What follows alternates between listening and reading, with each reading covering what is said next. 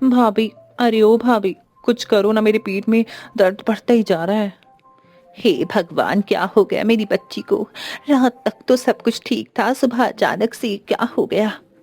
माँ जी, मुझे तो लगता है कि रितु को फूड पॉइजनिंग हो गई है। क्या? क्या कहा? फूड? और आगे क्या बोला तूने? मुझे तो नाम तक नहीं बोला जा रहा। पता नहीं कौन कौन सा नया नया रोग आ गया है। हमारे जमाने में तो सिर्फ सर्दी जुकाम बुखार यही सब होता था। अरे माँ जी, फूड पॉइजनिंग, फूड पॉइजनिंग, इसका मतलब होता है कुछ गलत खा लेना। इससे पेट में इन्फेक्शन हो जाता है, जिस वजह से पेट दर्द और दस्त जैसी प्रॉब्लम हो सकती है। लेकिन रितु ने कल ऐसा क्या खा लिया था जो उसकी तबीयत इतनी खराब हो गई? भाभी, आप माँ को समझाती रहेंगी कि कुछ करेंगी भी। प्लीज प्लीज कुछ करिए ना, यह दर्द तो मुझसे बर्दाश्त ही नहीं हो रहा। रितु, तुम चिंता मत करो, मैं अभी गर्म पानी में नींबू और सोडा मिलाकर तुझे देती हूँ, उसे पी कर ना तुम्हें थोड़ा आराम मिल जाएगा। आखिर तो तूने ऐसा क्या खा लिया था जो उसके पेट पे इतना ज्यादा दर्द हो रहा था, या बात कुछ और ही थी? जाने के लिए कहानी में कुछ दिन पीछे चलते हैं। अरे शीला, देर मत करो। ऐसा करो, मुझे और पिताजी को केवल चाय ही दे दो। उसके बाद कुछ भी करती रहना। आज दुकान का माल लाना है, वो आने वाला है। मालिक ने जल्दी आने को बोला था, लेकिन लगता है इन रोटियों के चक्कर में देर हो जाएगी। हाँ बहू, हम दोनों को चाय ही दे दो। बाद में रोटियां सेकती रहना, लेट हो जाएंगे। अगर हम लेट हो गए तो आज की कमाई भी नहीं मिलेगी। चाय तो बनकर तैयार ही है पिताजी। साथ में मैं आप दोनों के लिए एक एक रोटी भी ले आ देती हूँ। दिन भर बाहर जाकर आप लोगों को काम करना है, केवल चाय पीने से कुछ नहीं होगा, इससे ना एसिडिटी भी हो जाएगी। मनोज और रवि अभी खा ही रहे थे कि तभी आसमान में काले बादल घिरने लगे। लीजिए पिताजी, बस इसी की कमी थी। लगता है आज हम समय पर दुकान नहीं पहुंच पाएंगे। हे भगवान, थोड़ा थम जाना, अभी मत बरसना। हम दुकान पर पहुंच जाएं तब भी बरस लेना, जी भर के बरस लेना। अरे अरे दादाजी, आप तो बिल्कुल वो वाले गाने की तरह बात कर रहे हो। मेरी प्यारी गुड़िया, तेरे दादा को गाना गाना नहीं आता है? अच्छा, या तो बता कौन सा गाना था वो? अरे वही, थम के बरस ओ जला, थम के बरस। आगे की लाइन तो मुझे याद ही नहीं आ रही है दादाजी। अरे पिताजी, आप भी कहाँ इसकी बातों में फंस गए हैं। बारिश शुरू हो गई तो आप दोनों को देर हो जाएगी, चाहिए। हाँ पिताजी, चलिए चलते हैं। दोनों बाप बेटे जल्दी मोहन लाल की दुकान की तरफ निकल पड़ते। वो दोनों उसकी दुकान पर ठेला चलाने और सफाई धुलाई का काम करते थे, जहां उन्हें ना दो ढंग का पैसा मिल पाता था, ना ही इज्जत मिल पाती थी। इसके बावजूद भी वो वहां पर काम करने के लिए मजबूर थे। आइए आइए, अरे आइए आइए, ओहो भाग मेरे, आ जाइए। जो आप दोनों पधारे, बताइए क्या सेवा करूं आप लोगों की? मालिक, ऐसा कहकर हमें शर्मिंदा मत करिए। रास्ते में बारिश हो रही थी, इस वजह से थोड़ी देर हो गई। आप बस जल्दी बता दीजिए कौन कौन सा सामान किसके यहाँ पर पहुँचाना है। अरे निकम्मो, अरे मैंने तुम दोनों को आज जल्दी आने को बोला था, फिर भी तुम लोगों ने इतनी देर कर दी। ऊपर से बारिश का बहाना दे रहा, और बरसात के मौसम में बारिश नहीं होगी तो क्या फूल झड़ेंगे? हाँ मालिक, आप नाराज मत होइए, जल्दी जल्दी काम बता दीजिए, हम भी ना देर करे सारा काम कर देंगे। वैसे भी बारिश का कोई ठिकाना नहीं होता, कभी भी शुरू हो सकती है, तो दुकानदारों तक माल पहुंचाना और मुश्किल हो जाएगा। अरे वाह, आप तो हमें ही ज्ञान देने लगे। लगता है आपको अपनी नौकरी प्यारी नहीं है, हाँ? तो ऐसा करते हैं, आज से आप दोनों की छुट्टी कर देते हैं। क्यों मनोज जी, ठीक है ना? मालिक, मालिक माफ कर दीजिए, सेवा मालिक माफ कर दीजिए। मेरा वो मतलब नहीं था, दया कीजिए, दया कीजिए मालिक, हमें काम से मत निकालिए, घर चलाना बहुत मुश्किल हो जाएगा। चलो ठीक है, नहीं निकालता, लेकिन ध्यान रहे आज के बाद मुझे ज्ञान देने की कोशिश मत करना। हाँ, अब जाओ, जाकर दुकानदारों तक सामान पहुंचाओ, और ध्यान रहे चीनी की बोरियां गीली ना हो पाए। मालिक आप चिंता मत करिए, सब कुछ एकदम ध्यान से करेंगे। मोहनलाल की थोक के किराने की दुकान थी, जहां वो छोटे मोटे दुकानदारों को सामान पहुंचाया करता था। रवि और मनोज मौसम का मिजाज देखते हुए जल्दी जल्दी डिलीवरी कर रहे थे। अब बस आखिरी डिलीवरी रह गई थी कि बारिश होने लगी। तभी मोहन बोलता है, हे भगवान, सत्यानाश सत्यानाश हो गया इस बारिश का। अब बस आखिरी खेप बची थी। अब जब तक ये बारिश रुकती नहीं तब तक हमें कैसे भी कर माल पहुंचाना होगा। क्या करें कुछ समझ नहीं आ रहा।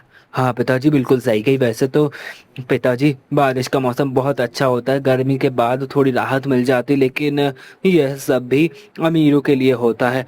हम गरीबों के लिए बारिश का दूसरा नाम आफत है, आफत। हेलो काम चोरों, अभी तक तुम लोगों ने सोहन की दुकान पर माल नहीं पहुंचाया है? वह फोन करके मुझे सुना रहा है। मालिक, वो देखिए ठेला। अरे उनके नीचे सामान से भरा पड़ा है, लेकिन बाहर बारिश इतनी तेज हो रही है कि निकलना हमारे लिए बहुत मुश्किल हो जाएगा। सारा सामान खराब हो जाएगा। वैसे भी इसमें ज्यादातर चीनी और चावल की बोरियां है। अगर हम बाहर गए और थोड़ा सा भी पानी पड़ गया तो सब खराब हो जाएगा। अरे काम छोड़ो, जब तुम दोनों को मालूम है कि बारिश का मौसम है तो हाथ पैर जल्दी चलाना चाहिए था, है नहीं तो अब अगर सोहन लाल की पेमेंट नहीं आई तो याद रखना तुम दोनों की आज की दिहाड़ी नहीं मिलने वाली। मालिक, ऐसा जुल्म मत कीजिए। बाकी सभी माल तो हमने समय पर पहुंचा दिया था। अब सोहन मालिक के समय में बारिश हो गई तो हम क्या करें? चुप हो जा, बिल्कुल। अरे चुप हो जा, ज्यादा से बान मत चला, थोड़ा दिमाग लगाओ और यह माल सोहन लाल तक पहुंचाओ। उसका कुछ जुगाड़ लगाओ, मैं नहीं जानता। हाँ बिल्कुल, चिंता मत कीजिए। जब तक आज हम मोहन के मालिक के यहाँ सामान नहीं पहुंचा देते तब तक हम घर नहीं जाएंगे। आज बारिश रवि और मनोज के सब्र का इम्तिहान लेने पर उतारू थी, तो वहीं दूसरी तरफ घर में सभी की हालत बहुत खराब थी। अरे माँ जी, इस बारिश ने तो सब कुछ बर्बाद कर दिया। देखिए ना, जगह जगह में पानी टपक रहा है, पूरा चूल्हा खराब हो गया है। और तो और जो थोड़ा बहुत आटा बचा रखा हुआ था वो भी खराब हो गया, उसमें भी पूरा पानी मिल गया है। क्या करे बहू, तेरे ससुर और पति की कमाई भी तो इतनी नहीं होती कि बारिश में कुछ कर पाए, बारिश से पहले छत की मरम्मत कर पाए। हर साल यही सोचते रह गए, लेकिन कुछ हो ही नहीं पाया, कुछ समझ ही नहीं आ रहा है। अरे मम्मी, अभी ये गरीबी पुराना पढ़ने का समय नहीं है। जल्दी जल्दी हम सबको बाल्टी और बर्तन को पानी टपकने वाली जगह पर लगाना होगा, नहीं तो पूरा घर तालाब बन जाएगा। अरे अरे बुआ, बन क्या जाएगा, ये तो ऑलरेडी बन चुका है। वह देखो उस तरफ मम्मी के मसालों के डिब्बे पानी में तैर रहे हैं। हे भगवान, क्या आफत है। एक तो यहाँ सामान खरीदने के पैसे नहीं, ऊपर से दूसरी तरफ इस टपकती छत की वजह से जो था वो भी बर्बाद हो गया। हे भगवान, अब हम क्या करें। अरे बहू, तब की बात तब सोचेंगे, अभी तो इस टपकते हुए पानी को रोकना होगा। तू ऊपर जाकर छत पर प्लास्टिक शीट डाल दे और ऋतु घर में जमा पानी बाहर निकाल। शीला छत पर जाकर प्लास्टिक सीट बिठाती है, तो वहीं दूसरी तरफ रवि और मनोज भी ठेले पर लदे हुए सामान को प्लास्टिक से अच्छी तरह से कवर कर लेते हैं। मालिक, लगता है यह बारिश आज नहीं रुकने वाली, इसीलिए हमने सामानों को अच्छी तरह से प्लास्टिक के कवर में पैक कर दिया है। इसे पहुंचा रहे हैं, जा रहे हैं। इससे क्या होगा कि पानी अंदर नहीं जाएगा, कुछ भी सामान खराब नहीं होगा। और आप बिल्कुल निश्चित रहिए, थोड़ी देर बाद आप सोहन लाल से पैसे मांग सकते हैं। ठीक है, जल्दी जाओ, लेकिन ध्यान रहे सामान खराब नहीं होना चाहिए। हाँ, नहीं तो तुम्हारे पैसे कटेंगे। पिताजी, बारिश के कारण सड़कों की मिट्टी एकदम चिपचिपी हो गई है, बहुत फिसलन भरी मिट्टी हो गई है। आप ध्यान दीजिएगा, सही से चलिएगा, कहीं पैर ना फिसल जाए। अरे बेटा मेरी छोड़, तू अपना ध्यान रख। एक दूसरे से बातें करते हुए, एक दूसरे को संभालते हुए सोहन लाल का सामान पहुंचाकर वह वापस आ जाते।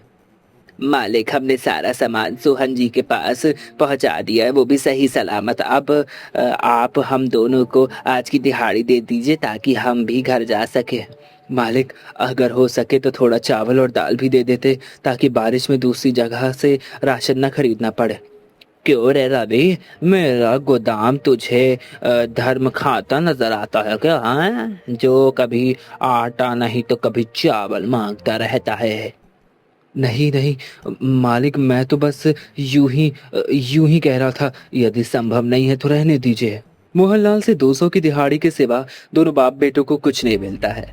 बेटा, आज तो बड़ी देर हो गई, घर पर सभी लोग राह देख रहे होंगे, जल्दी जल्दी कदम बढ़ाने होंगे, सब्जियां और किराने का सामान भी तो लेना है। पिताजी, इन 200 रुपए में हम क्या क्या ले पाएंगे, मुझे तो कुछ समझ में नहीं आ रहा है। भगवान ने हमें जन्म देकर कोई गलती तो नहीं करती है। बेटा, हिम्मत नहीं हारते, जीवन में संघर्ष ही संघर्ष भरा पड़ा है, बस हमें अपने कर्मों पर ही रहना, अपने कर्म अच्छे करना है, बाकी ऊपर वाला तो देख ही रहा है, सब उस पर छोड़ दे। बहू, थोड़ी चाय बना दे, थोड़ी थकान हो रही है आज। जी पिताजी, आप दोनों कपड़े बदल लीजिए, तब तक मैं चाय बना देती हूँ। अरे रितु, आज छत से पानी टपकने लगा था क्या? हाँ पापा, हमारा घर मिनी स्विमिंग पूल बन गया था, जिसमें मम्मी के मसाले की डिब्बे भी स्विमिंग कर रहे थे। अरे मेरे प्यारे बच्चों, अपने दादाजी को भी बताओ आज तुमने क्या क्या किया। दादाजी, मैं बताता हूँ। आज इस पिंकी ने अपनी कॉपी के पन्ने फाड़ कर नाव बनाई थी। उससे जमे पानी में, घर में जो पानी जम गया था ना, उसमें डालकर खेल रही थी। इसे समझाओ दादाजी, कॉपी के पेज को बर्बाद ना करा करे। अरे दादाजी, बस एक ही पेज फाड़ा था। ये मोनू का बच्चा कब से सभी से ही शिकायत लगा रहा है। सभी आपस में बातें कर रहे थे, तभी दरवाजे पर दस्तक होती है। तू रहने दे बहू, मैं जाकर देखती हूँ इतनी रात गए कौन आया है। अरे कांता जी, आप इतनी रात गए, कहीं कुछ काम है क्या? अरे भाई, काम वाम क्या था, वह तो मैं तुम्हारे लिए छोले लेकर आई थी। सुबह बहू ने छोले भटूरे बनाए थे, तो काफी छोले बच गए, तो मैंने सोचा तुम्हें भी दे दूं। हाँ। अरे कांति जी, इसकी क्या जरूरत थी, हमारे घर में खाना बन चुका है, आपने आने में थोड़ी देर कर दी। अरे साबित्री जी, वैसे भी तेरे घर में क्या ही बना होगा, वही सूखी रूठी रोटियां बनी होंगी और वही दाल। ये ले, सभी को थोड़ा थोड़ा खिला देना, थोड़ा मन बदल जाएगा। कांता जी जिद की वजह से सावित्री को छोले लेने पड़ते हैं। अरे माँ, यह कांता आंटी क्या करने आई थी यहाँ? कुछ नहीं बेटा, बस हमारा मजाक उड़ाने आई थी। उसे मालूम है कि हमारे घर में अभी इतने सारे लोग हैं, फिर भी इस छोटी सी कटोरी में छोला लेकर आई है। वाह वाह, और ये भी बासी, बदतमीज औरत। जाने दो ना सावित्री, दूसरों के कारण अपना मूड क्यों खराब करना। हाँ नहीं तो, और वैसे भी भले ही हम गरीब हो, लेकिन हमने आज तक कभी किसी को बासी खाना नहीं खिलाया और ना खुद खाया, और बचा हुआ खाना भी नहीं खाया है। हाँ पिताजी, बरसात के मौसम में तो ताज़ा ताज़ा खाना ही सही रहता है, वरना बीमारी की चपेट में आने का डर रहता है। चलिए, आप सभी, काफी देर हो गई है, अब खाना खा लीजिए। सभी खाना खाने बैठ जाते, लेकिन बच्चे खाना देखकर मुंह नाक सिकोड़ने लगते। तभी पिंकी बोलती है, क्या मम्मी, यह तो लौकी की सब्जी है, मुझे लौकी नहीं पसंद। हाँ मम्मी, मुझे भी लौकी नहीं पसंद, लेकिन कोई बात नहीं, मैं खा लूंगा। और पिंकी, तू भी खा ले, कल मम्मी हमारे लिए आलू के पराठे बनाएगी, आलू के पराठे, है ना मम्मी? हाँ मेरे बच्चों, जरूर बनाऊंगी आलू के पराठे। हाँ। अरे कोई नहीं, कांता काकी के छोले को हाथ तक नहीं छुआ किसी ने। हाँ, ऐसा करती हूँ, मैं ही खा लेती हूँ। रितु चुपके से जाकर कांता के लाए हुए छोले खा लेती, लेकिन छोले बासी होने के कारण उसे फूड पॉइजनिंग हो जाती है और अगले दिन उसे पेट दर्द होने लगता है, उल्टियां भी होने लग जाती हैं और वो परेशान रहती है। तभी रितु बोलती है, भाभी, अरे ओ भाभी यार, बहुत तेज दर्द हो रहा है, कुछ करो ना, मेरे पेट में बहुत दर्द हो रहा है, बढ़ते ही जा रहा है। हे भगवान, क्या हो गया मेरी बच्ची को? कल रात तक तो बिल्कुल ठीक थी, आज अचानक सुबह क्या हो गया? माँ जी, मुझे लगता है कि रितु को फूड पॉइजनिंग हो गई है। अरे क्या बोला तूने, फूड पॉइजनिंग? अरे भाई, इसका क्या मतलब होता है, समझ ही नहीं आ रहा। हमारे जमाने में तो सर्दी जुकाम बुखार यही सब हुआ करता था। अरे माँ जी, फूड पॉइजनिंग का मतलब कुछ गलत खा लेना, उससे होता है ये ना, पेट में इन्फेक्शन हो जाता है, जिस वजह से पेट में दर्द होने लगता है, दस्त होने लगती है। भाभी, बहुत तेज दर्द हो रहा है, माँ को समझाती रहोगी कि कुछ करो भी प्लीज जल्दी से कुछ करिए ना, बहुत दर्द हो रहा है, बर्दाश्त ही नहीं हो रहा है दर्द मुझसे। रितु, तुम चिंता मत करो, मैं अभी गर्म पानी में नींबू और सोडा मिलाकर लाती हूँ, उसे पीकर तुम्हें थोड़ा आराम मिल जाएगा। वह सब तो ठीक है, लेकिन तू मुझे बोल रही थी गलत खाना, आखिर इसने क्या खा लिया? वो माँ, मैंने कांता काकी के लाए हुए वो छोले खा लिए थे। रितु, क्या तू छोटी बच्ची है तो तुझे अपने कुछ पता नहीं है? तुझे अपनी जीभ में कंट्रोल नहीं है? अरे अब बता रही है तू, पिता और भाई काम पर चले गए, अब तेरे लिए दवाइयाँ कौन लाएगा है? और वो भी तू सोच, दवाइयों के पैसे कहाँ से आएंगे? क्या करूँ इस लड़की का, मुझे तो कुछ समझ नहीं आ रहा। माँ जी आप परेशान मत होइए, मैंने रितु को नींबू सोडा का पानी दे दिया है, थोड़ी देर बाद ना उसका दर्द सही हो जाएगा, उससे राहत मिल जाएगी। नींबू सोडे का पानी पीकर रितु को थोड़ा सा आराम मिलता है। वहीं दोनों बच्चे बाहर खेलने में जिद करने लगते हैं। तभी मोनू, मम्मी मम्मी मैं और पिंकी बाहर खेलने के लिए जा रहे हैं। ठीक है बच्चों जाओ खेलो, लेकिन ध्यान रखना बारिश बहुत तेज है, अगर तेज बारिश हो गई तो अंदर आ जाना, ठीक है? दोनों बच्चे बाहर खेल ही रहे थे कि तभी कांता जी के घर के बच्चे भी बाहर निकल आते हैं। आ जाओ आ जाओ आ जाओ भैया, आ गया है, आ गया भाई, आपकी गली में गर्मा गर्म छोले भटूरे वाला आ गया। अरे भाई एक बार खाओगे तो बार बार बुलाओगे। हाँ, आपका अपना गोपाल छोले भटूरे वाला। अरे रिंकी देख ना, छोले भटूरे वाला आया है। अरे दीपू, कल ही तो मम्मी ने छोले भटूरे बनाए थे, आज फिर से? हाँ रिंकी, मैं तो ये छोले भटूरे खाने के लिए एकदम पागल हूँ, मुझे बहुत स्वादिष्ट लगते, एकदम मुलायम और फूले फूले हैं भटूरे, देख मजा आ जाएगी। क्या कहा? छोले भटूरे वो क्या होते हैं? तुम्हें छोले भटूरे नहीं पता? अरे जाकर अपनी मम्मी से पूछो, वह तुम्हें बताएंगी कि छोले भटूरे क्या होते हैं। अरे पिंकी, कल रात दादी तुम सबके लिए छोले लेकर गई थी ना, तुमने नहीं खाए क्या? तुम्हारी दादी ने तो सुबह सब बचा हुआ जो छोला था वो ला कर दिया था, और हम सब बासी खाना नहीं खाते हैं।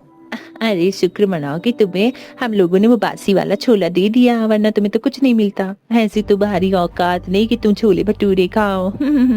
चलो रिंकी, हम दोनों चलते हैं, बड़े आए बासी खाना नहीं खाने वाली गरीब कहीं के। भैया भैया, तुमने दीपू से गुस्से में क्यों बात की? देखा वो दोनों अपने घर चले गए। कोई बात नहीं पिंकी, मैं हूं ना, तू मेरे साथ खेल। वैसे भी पिंकी, अब हमें भी घर चलना चाहिए और गर्मा गर्म आलू के पराठे खाने चाहिए। चलो चलकर खाते हैं।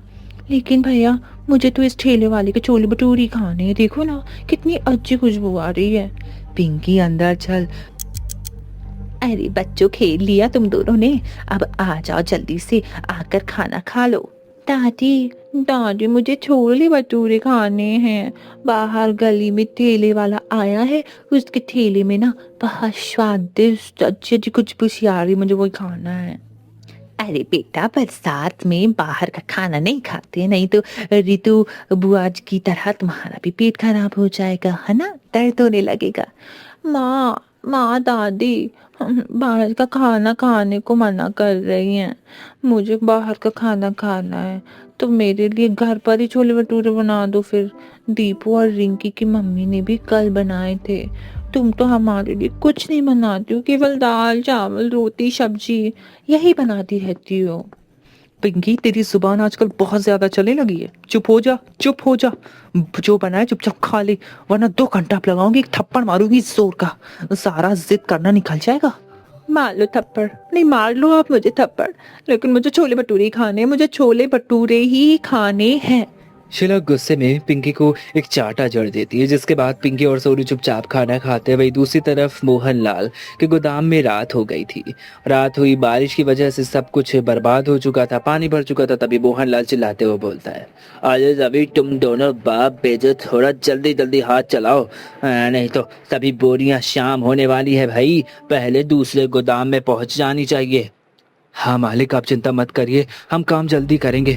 पिताजी, आप केवल बोरियों को सहारा देकर उतारने का काम करिए, बाकी का बाहर ले जाने का काम और थैले में रखने का काम मैं कर लूँगा। बारिश की वजह से ज़मीन फिसलन भरी हो चुकी है, अगर कोई हादसा हो गया तो हम बहुत परेशान हो जाएंगे। रवि अपने पिता को अभी समझा ही रहा था कि मनोज जी का पैर फिसल जाता है और वह सामान लेकर नीचे गिर जाते हैं।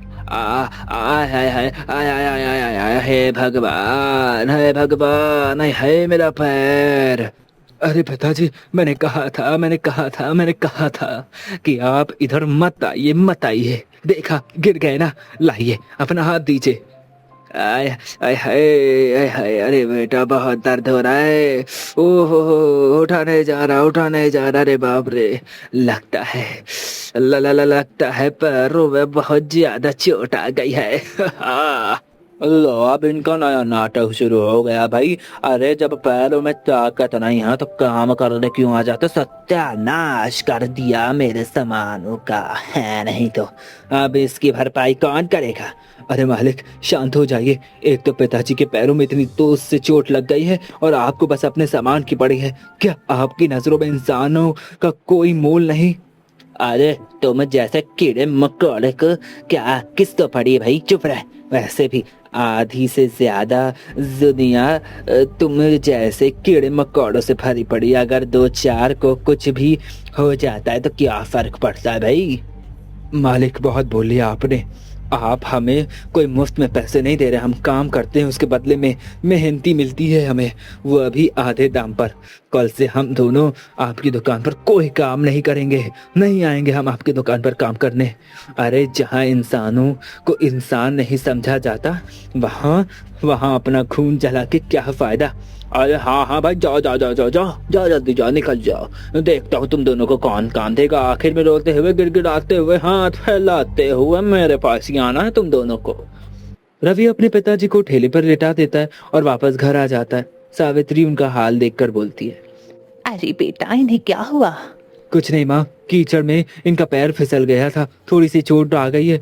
तुम इनका ध्यान रखो, मैं और शीला पास के क्लिनिक में जाकर आते हैं। शीला, मैंने माँ से कहने को तो कह दिया कि पास के क्लिनिक में जाते हैं, लेकिन पैसे नहीं है, मैं क्या करूँ कुछ समझ नहीं आता। क्यों, क्या हुआ? आज आप दोनों की दिहाड़ी नहीं मिल पाई? रवि शीला को गोदाम के पास हुई सारी बात बताता है। आप लोग चिंता मत कीजिए, मेरी एक दोस्त नर्स है, वो पास की क्लिनिक में काम करती है, हम वहाँ चलते, हो सकता है वो कुछ मदद कर दे। शीला अपनी दोस्त मीनल से मदद मांगती है। मनोज जी के पैरों को देखने के बाद मीनल कुछ दवाइयाँ लिखती है। शीला, आंचल के पैरों में फ्रैक्चर तो नहीं है लेकिन मोच जरूर आई है, और गर्म पट्टियां बांध देती हूँ और कुछ दवाइयाँ लिख देती हूँ जिससे इन्हें आराम मिल जाएगा। बस ध्यान रखना कि अपने पैरों में ज़्यादा जोर ना दे। ठीक है मीनल, चल मैं तुझे तेरे क्लिनिक तक छोड़ देती हूँ, तुझसे कुछ बातें भी कर लूँगी। चल आजा, दवाइयाँ भी वहीं से ले लूँगी, चल आजा, जल्दी से आजा। अरे शीला, तेरे ससुराल का इतना बुरा हाल कैसे?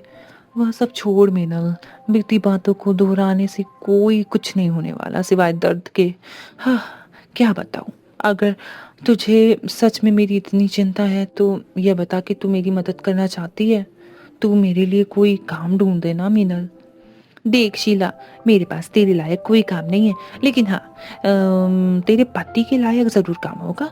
मैं जिसके क्लिनिक में काम करती हूँ ना, वहाँ पर एक नया हॉस्पिटल बनाया है, तो वहाँ के लिए ईमानदार सिक्योरिटी गार्ड की तलाश है। डेली के ज़्यादा तो नहीं, लेकिन 500 रुपये मिल जाएंगे। तो कहे तो रवि जी के लिए मैं बात करूँ। मीनल, मीनल तुझे नहीं मालूम तूने मेरे लिए क्या किया है। तेरा ये एहसान मैं कभी नहीं भूलूंगी। चल अच्छा ठीक है, ज़्यादा सेंटी मत हो। मैं तेरे सामने ही डॉक्टर सर से बात करके देखती हूँ, रवि जी के बारे में नौकरी पक्की करवाती हूँ। उसके बाद हम दोनों दोस्त मिलकर छोले भटूरे खाएंगे। वैसे भी बरसात के मौसम में छोले भटूरे खाने का तो मज़ा ही कुछ और है। मीनल अपने क्लिनिक में बात करके रवि की नौकरी पक्की करवा देती है। अरे वाह शीला, सर ने रवि जी को कल ही आने के लिए बोल दिया है। अब तो तेरी सारी टेंशन खत्म है। अब चल सामने ठेले से चलकर छोले भटूरे खाते हैं। नहीं मीनल, तू खा ले, मेरा मन नहीं है। शीला क्या बात है, तुझे छोले भटूरे तो बहुत पसंद है, आखिर क्या बात हो गई जो तू मना कर रही है?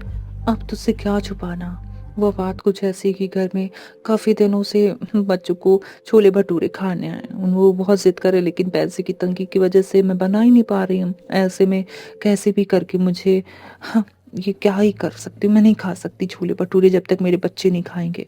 तो यह बात है। अच्छा सुन, पहले हम दोनों दुकान से मैदा, चने और तलने के लिए तेल खरीदेंगे, ताकि तू आज रात अपने बच्चों के लिए छोले भटूरे बना सके। उसके बाद तू मना नहीं करेगी, ठीक है?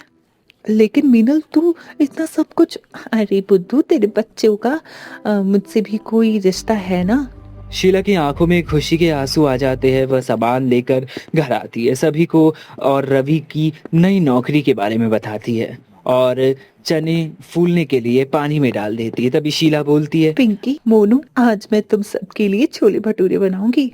अरे वाह, अरे वाह, फिर तो नई नौकरी मिलने की खुशी दुगनी हो गई है, दुगनी। वाह भाभी, इतनी तेज भूख लगी है, गर्मा गर्म छोले भटूरे खाने में तो मजा ही आ जाएगा।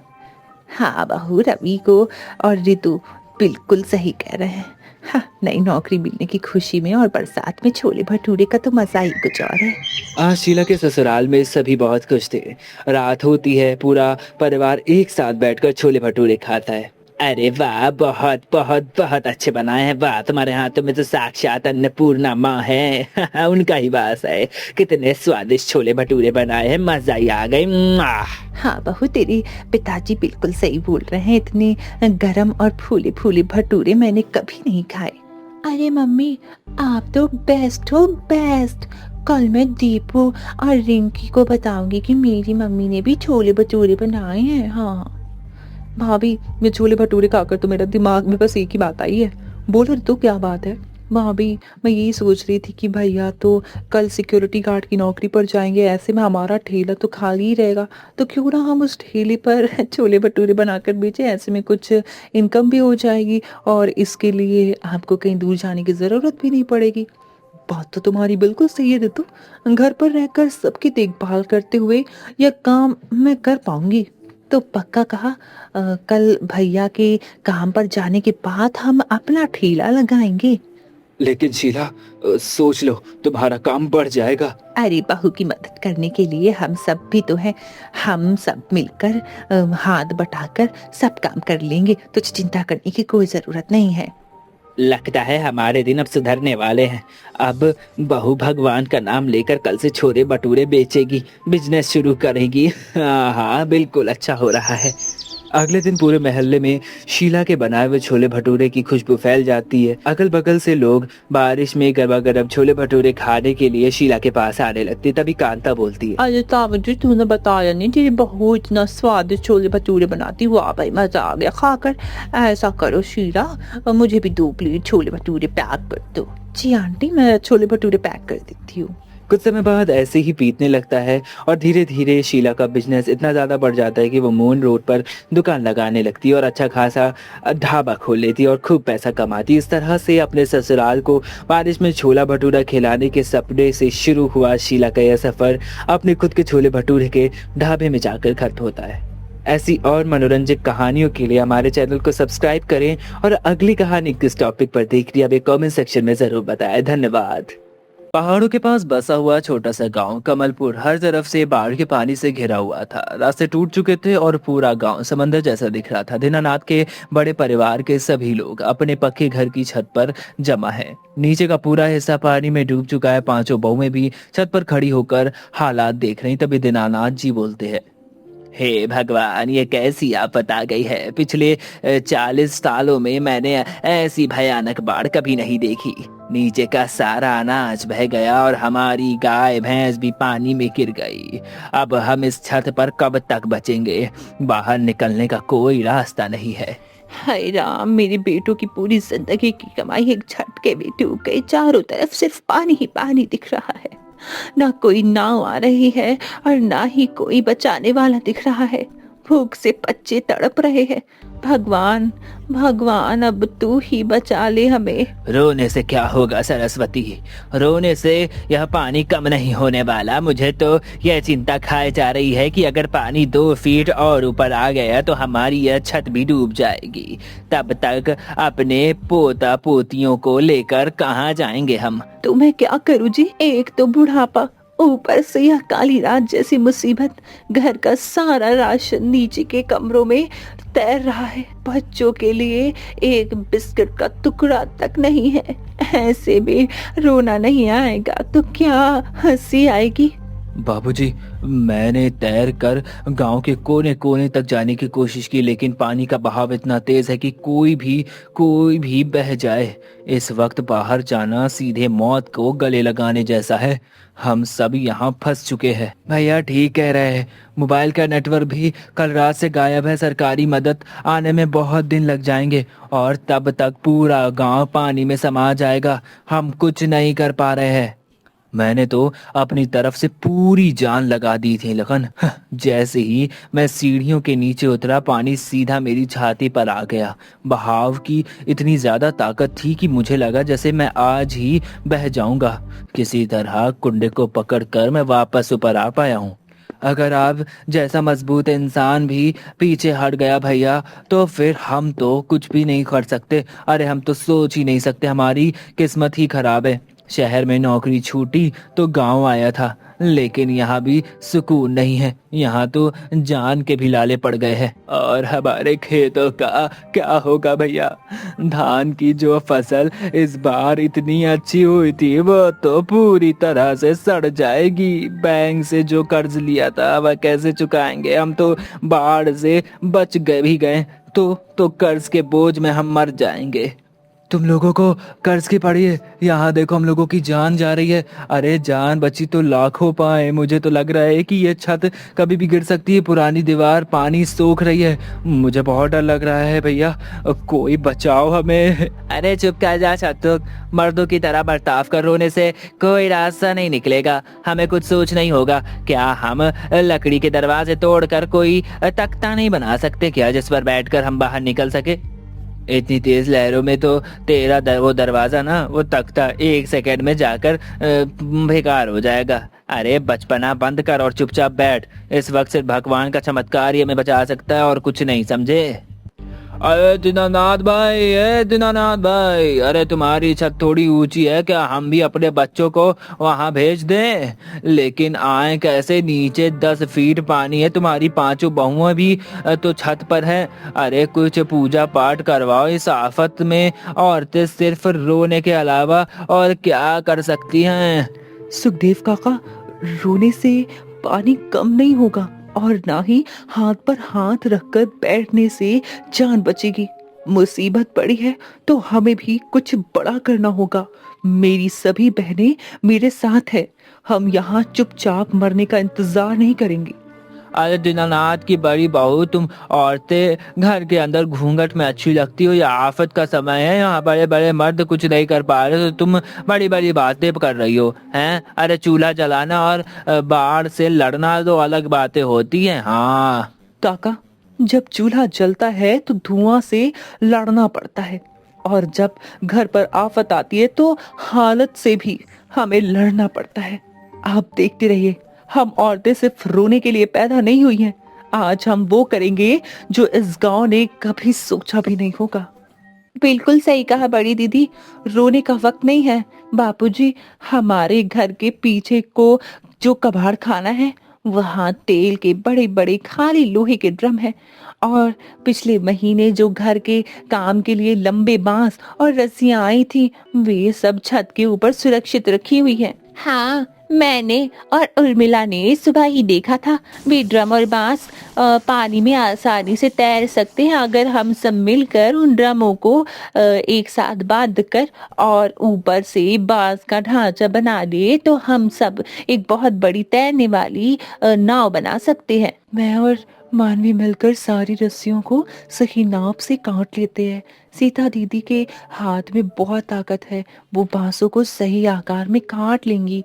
हम पांचों मिलकर इस काम को 2 घंटे में पूरा कर सकते हैं। हमें बस आप लोगों का साथ चाहिए। बापूजी, हवा से भरे बंद ड्रम पानी में डूबते नहीं है। अगर हम 8 ड्रमों को चौकोर तरीके से आपस में कसकर बांध दे तो उस पर कम से कम 15 लोग एक साथ बैठ सकते हैं। यह हमारी अपनी नाव बन जाएगी। तुम लोग पागल हो गए हो क्या? इतनी तेज बारिश में जहां मौत सामने खड़ी है, तुम औरतों का दिमाग चलने लगा है? अरे अगर रस्सियां ढीली पड़ गईं और ड्रम में पानी आ गया और ड्रम अलग हो गया तो हम सब डूब जाएंगे। वह मर्दों का काम है, समझी? हाँ भैया, अरे सही कह रहे हैं। अरे माँ ने तुम्हें हमेशा रसोई संभालना सिखाया है, बाहर से लड़ना नहीं। चुपचाप अंदर कमरे में बैठो और भगवान का नाम लो। हाँ, नहीं तो यह काम तुम्हारे बस का नहीं है। कौशल्या, तुम सुमित्रा और सीता की बातों में मत आओ। तुम समझ क्यों नहीं रही हो? पानी का बहाव बहुत खतरनाक है। अगर तुम लोग नीचे कबाड़ खाने में गई और वहां पैर फिसल गया तो तुम लोगों को बचाने वाला कोई नहीं होगा। जब आप पानी में गए थे तो क्या हम आपको रोकने नहीं आई थी? क्योंकि हमें आपकी ताकत पर भरोसा था। आज आपको हमारी हिम्मत पर भरोसा करना होगा। अगर हम आज कुछ नहीं करेंगे तो वैसे भी इस छत पर भूखे प्यासे मर ही जाएंगे। और भरत जी, आप जो कह रहे हैं कि रस्सियां ढीली पड़ जाएंगी, तो मैं आपको बता दूं कि मुझे गांव के मेले में जाल और रस्सियां बांधने का अच्छा तजुर्बा है। मैंने ऐसी गांठ लगाती हूँ कि वो पानी के बड़े बड़े झटके भी अच्छे से झेल लेगी और नहीं खुलेगी। बापूजी, शहर के कॉलेज में मैंने पढ़ाई की है। मैंने किताबों में पढ़ा है कि बाढ़ के समय कैसे स्थायी चीजों को एक साथ मिलाकर उससे अपनी जान बचाई जा सकती है। यह कोई पागलपन नहीं है, यह एक वैज्ञानिक तरीका है। आप हम पर भरोसा रखिए। कौशल्या, सुमित्रा, क्या तुम लोग लाज शर्म सब कुछ भूल गई हो इस मुसीबत के समय में? जब तुम्हारे पति और ससुर परेशान हैं, तुम बाहर निकलकर रस्सियां और कुल्हाड़ी उठा रही हो। लोग क्या कहेंगे कि दीनानाथ की बहुएं बाढ़ में तमाशा कर रही हैं। माँ जी, लोग तब बातें बनाने के लिए जिंदा नहीं बचेंगे जब पूरा गांव डूब जाएगा। जब घर में आग लगती है तो यह नहीं देखा जाता कि पानी कौन डाल रहा है। आज हमारे बच्चों की जान दांव पर लगी है। आपकी ये बहुएं आज घूंघट भी छोड़ेंगी और इस बाढ़ से भी लड़ेंगी। दीनानाथ जी, आप चुप क्यों हैं? कुछ बोलते क्यों नहीं? देखिए अपनी बहुओं को, ये क्या कर रही हैं? पतियों के सामने मुंह जला रही हैं। समाज में हमारी जो इज्जत है उसका तो इन लोगों ने तार तार कर दिया, उसका कचरा बना लिया है। रुको सरस्वती बेटा, अपनी पत्नियों की बात सुनो। जब तुम सब हिम्मत हार कर बैठ गए हो तब इन बहुओं ने रास्ता दिखाया। मानवी की बातों में मुझे दम दिखता है। कौशल्या बेटी, आगे बढ़ो। आज से इस घर का फैसला तुम पांचों लोगी। जाओ जाओ, अपनी बेड़ी बनाओ। मेरे बेटे भी तुम्हारी मदद करेंगे। बाबूजी, आप ये क्या कह रहे हैं? आप औरतों को इस खतरनाक काम के लिए इजाजत दे रहे हैं? अगर कुछ हो गया तो? अगर कुछ होना होगा तो होगा राम। अरे वैसे भी यहाँ खड़े रहें तो वैसे ही मर जाएंगे, लेकिन मुझे इन बहुओं की आंखों में डर नहीं बल्कि जिद दिखाई दे रही है। और जब औरतें किसी चीज के लिए जिद कर दे तो वो भगवान से भी अपनी बात मनवा लेती है। बेटो, जाओ और अपनी पत्नियों के कहे अनुसार उनका सामान ऊपर लेकर आओ और उनकी मदद करो। ससुर की बात सुनकर पांचों बहुओं को अंदर से जोश आ गया। राम, लखन और भरत भी बहुओं के कहने पर आ जाते हैं और नीचे डूबे कबाड़ खाने से बड़े बड़े तेल के ड्रम खींच कर ऊपर लाते। बारिश के बीच सीता ने भारी बांसों को कुल्हाड़ी से काटना शुरू कर दिया। सुमित्रा और मानवी ने ड्रम को सेट किया और उर्मिला और कौशल्या ने रस्सियों से उन्हें मजबूती से जकड़ लिया। 2 घंटे की मेहनत के बाद एक मजबूत तैरने वाली बेड़ी तैयार हो जाती है। जब उसे पानी में उतारा गया तो वो आसानी से तैरने लगी। तभी सुमित्रा बोलती है, बड़ी दीदी, बेड़ी बिल्कुल तैयार है। इसका बैलेंस एकदम सही है। मैंने ना इसे पानी में हिलाकर देख लिया है। यह लहरों से झटके आराम से झेल पाएगी। तो फिर देर किस बात की? पहली बार में हम गांव के सबसे कमजोर लोगों को निकालेंगे। सबसे पहले हमें सुखदेव काका के घर से उनके बीमार माता पिता और बच्चों को सुरक्षित ऊंचे पहाड़ी वाले स्कूल तक ले जाना होगा। सुमित्रा और सीता, तुम दोनों बेड़ी पर आगे रहोगी। उर्मिला और मानवी, तुम दोनों बीच में बैठकर लोगों को संभालना, उन्हें हिम्मत देना और मैं पीछे दिशा संभालूंगी। तुम पांचों भाई यहीं छत पर रहो और गांव के बाकी लोगों को हौसला दो कि हम आ रहे हैं। देव भैया, आपकी चिंता के लिए शुक्रिया, लेकिन आपने खुद ही कहा था कि यह काम हमारी बस का ही नहीं है। आज हम ये साबित करना चाहते हैं, तो आप हमारी देखती जाइए कि हम कैसे इन सारी मुसीबतों से लड़ते हैं। हाँ देव भैया, आप यही रहकर माँ और बापूजी का ख्याल रखिए, उन्हें संभालिए। हमारे पास भगवान का आशीर्वाद है और दीदी का भरोसा। हम बहुत जल्दी चक्कर लगाकर वापस आ जाएंगे। भैया, अच्छा ही है कि हम नहीं जा रहे। मुझे तो पानी देखकर ही चक्कर आ रहा है। भाभियां सचमुच बहुत बहादुर है। चुप कर शत्रुत, अरे शर्म कर थोड़ी। हमारी पत्नियां पानी में उतर गई हैं और हम यहाँ खड़े हैं तमाशा देख रहे हैं। मुझे तो अपनी सोच पर रोना आ रहा है कि हम इन्हें इतना कमजोर समझते थे। पांचों बहुएं बेड़ी पर सवार होकर पानी में तेज बहाव पर उतर जाती। कौशल्या के इशारे पर बेड़ी धीरे धीरे सुखदेव के घर की ओर बढ़ने लगती। सुखदेव अपनी छत पर खड़ा था, यह सब देख रहा था। बहुओं की सावधानी ने बेड़ी को अच्छे से उसकी छत के किनारे लगा दिया। तभी सुखदेव बोलते हैं, बाबा मुझे माफ कर देना, मैंने हमेशा तुम औरतों को कमजोर समझा और कहा कि तुम सिर्फ चूल्हा चौका ही कर सकती हो, लेकिन आज तुम साक्षात देवी बनकर आई हो। मेरी बूढ़ी माँ और इस छोटी बेटी की जान बचा लो, पानी ऊपर आ रहा है।